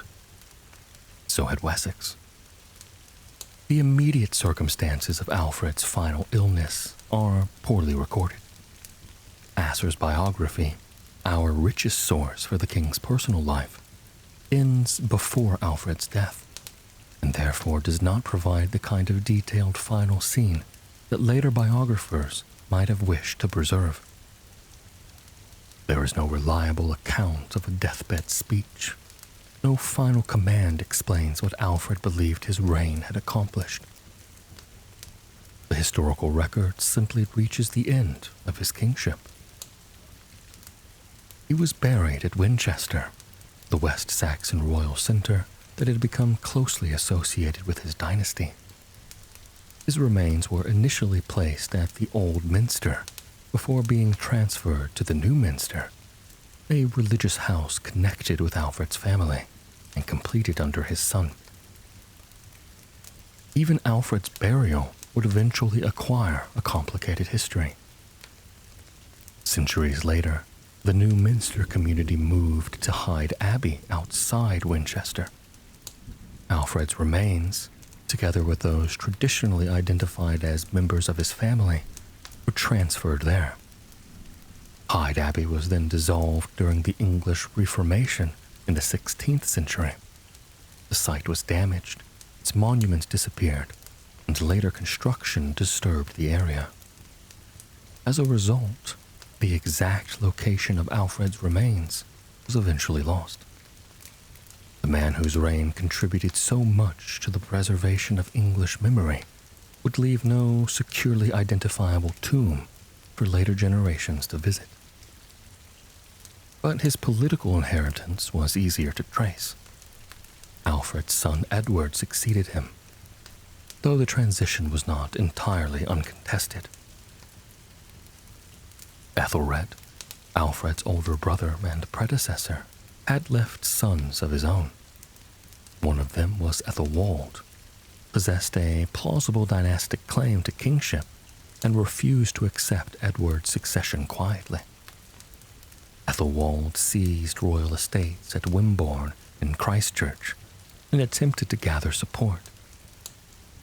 The confrontation revealed that Alfred's reforms had strengthened the kingdom without removing the older realities of Anglo-Saxon politics. Royal blood still mattered. So did acceptance by powerful men. The succession could still become a contest between branches of the same family. Edward moved against his cousin. Ethelwald eventually fled Wessex and found support among Scandinavian communities farther north. His rebellion continued for several years, drawing him into alliances with rulers in territories outside of Edward's control. In 902, Ethelwald was killed during fighting in East Anglia. Edward survived, and the West Saxon dynasty remained intact. This mattered because Edward inherited resources his father had spent decades strengthening. He possessed fortified places. He possessed a military structure capable of sustaining campaigns. He inherited political supremacy over Wessex and close ties with Mercia. He also inherited a family connection that would become one of the defining features of the next stage of English expansion. His sister Ethelfled was already in Mercia. She had married Ethelred, Lord of the Mercians, during Alfred's reign. And together, they governed the surviving Anglo-Saxon portion of a kingdom whose eastern lands had fallen under Scandinavian control. For years, Ethelred and Ethelfled worked within the political order created by Alfred's supremacy. Then, Ethelred's health appears to have declined, and Ethelfled assumed a prominent role. When her husband died in 911, she continued governing Mercia in her own right. Contemporary sources called her the Lady of Mercians. Her career is important to Alfred's legacy because it demonstrates how much of that legacy belonged to a family rather than to one man. Ethelfled became a ruler and military organizer in her own right. She strengthened and constructed burhs. She directed campaigns. She negotiated with neighboring peoples. She worked alongside Edward while preserving a distinct Mercian political identity. The system Alfred had used defensively could now be turned outward. Edward and Ethelfled advanced into Scandinavian-controlled territory by establishing fortified positions and securing the land around them. The logic was familiar. A burh protected a region. A protected region supplied men and resources. Those resources supported the next advance. Instead of relying upon one enormous campaign to conquer everything at once, territory could be absorbed gradually, and then made difficult to recover. Alfred had used fortifications to stop Scandinavian armies from dismantling Wessex. His children used them to dismantle Scandinavian political control. Alfred did not reconquer England. Most of the territories that would eventually form the English kingdom remained outside his direct authority when he died. His successors carried the process much further. Edward expanded West Saxon control through southern and central England. Ethelfled pushed Mercian power towards Scandinavian strongholds in the Midlands. In 917, her forces captured Derby, one of the major fortified centers associated with Scandinavian rule. The following year, Leicester submitted to her. And then, in June 918, Ethelfled died. Her daughter, Ethelwyn, briefly succeeded her in Mercia, but Edward soon removed her from power and brought Mercia more directly under his own authority. The political partnership between Wessex and Mercia was becoming a single monarchy. Edward continued ruling until 924. By then, the realm inherited from Alfred had expanded enormously. Yet even Edward did not complete the process. That fell to another generation. Alfred's grandson, Aethelstan, became king after Edward's death. In 927, Aethelstan captured York and brought the Northumbrian kingdom under his authority. For the first time, a single ruler controlled essentially all of the major Anglo-Saxon territories that would form the core of England. Aethelstan's position remained contested, and control of Northumbria would continue to be unstable for decades.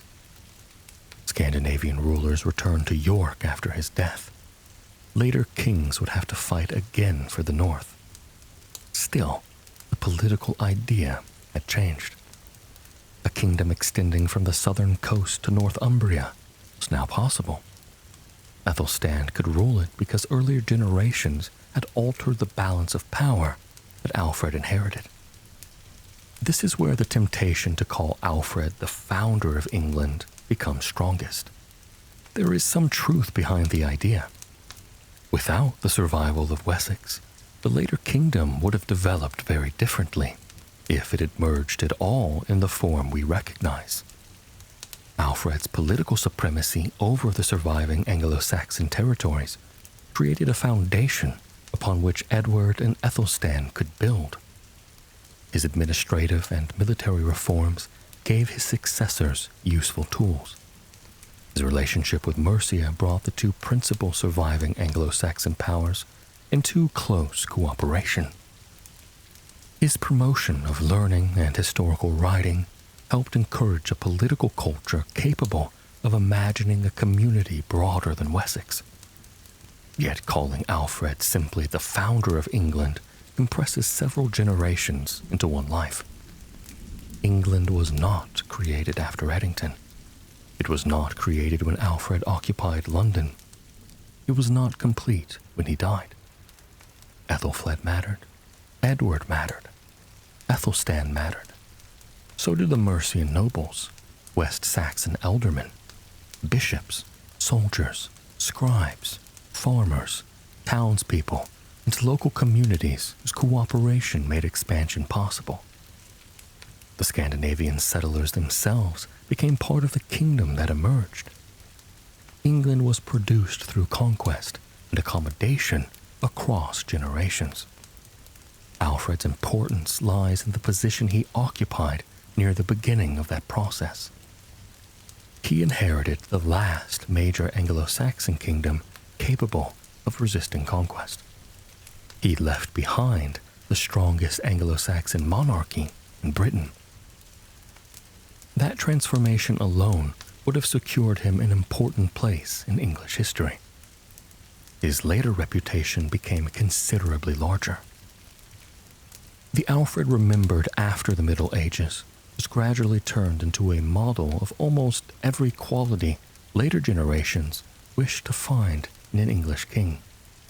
He became the defender of liberty, the founder of the navy, the creator of the jury system, the inventor of administrative institutions, the champion of English education, the founder of Oxford University, the father of the English nation.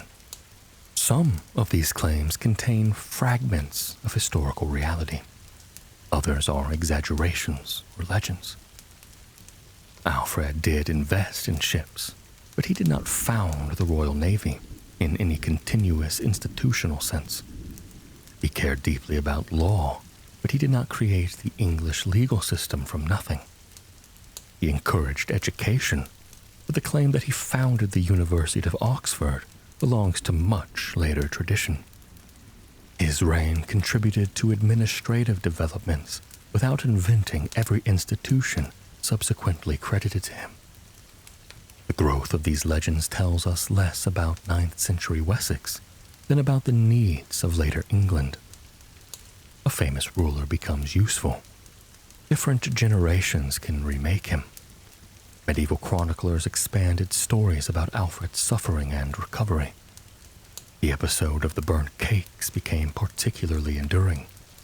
In its familiar form, Alfred is hiding after his defeat, unrecognized by a woman who asks him to watch cakes beside the fire. Distracted by the problems of his kingdom, he lets them burn and receives an angry reprimand. The story does not appear in Asser. It entered Alfred's later tradition. Its survival probably owes something to its simplicity. The great king becomes briefly ordinary. He fails at a household task. He is scolded by someone who does not know who he is. Then he returns to history. Another legend sent Alfred into the Scandinavian camp disguised as a minstrel, allowing him to observe his enemies before defeating them. Again, the story belongs to later tradition. The historical Alfred did not need these episodes. His documented recovery after Chippenham was remarkable enough. Later writers also attached a title to him that no other English king would retain in quite the same way: Alfred the Great. The history of the title is more complicated than the familiar image of grateful subjects immediately bestowing it upon him after Edington. Alfred's contemporaries praised him, and later medieval writers treated him as an exceptional ruler. Evidence for forms of the title reaches back into the medieval period, but its widespread and enduring use developed gradually across later centuries. By the early modern period, Alfred had become particularly attractive to historians and political writers searching for ancient foundations for English institutions. The more England looked backwards for the origins of its laws, liberties, navy, monarchy, and national character, the more Alfred accumulated achievements. His real accomplishments were joined by imagined ones. This process can make the historical king harder to see. The surviving evidence offers a more interesting figure. Alfred lost battles. He made agreements with enemies, and some of those agreements were broken. He was surprised at Chippenham and lost control of much of his kingdom. His naval experiments did not always work. His government depended upon elites whose cooperation could never be taken for granted. His educational ambitions operated within a society where literacy remained limited. His authority did not extend across all England. But these limitations do not diminish him. They explain his achievements. Alfred's reign was shaped by repeated adaptation. As a young prince, he learned warfare beside his brother.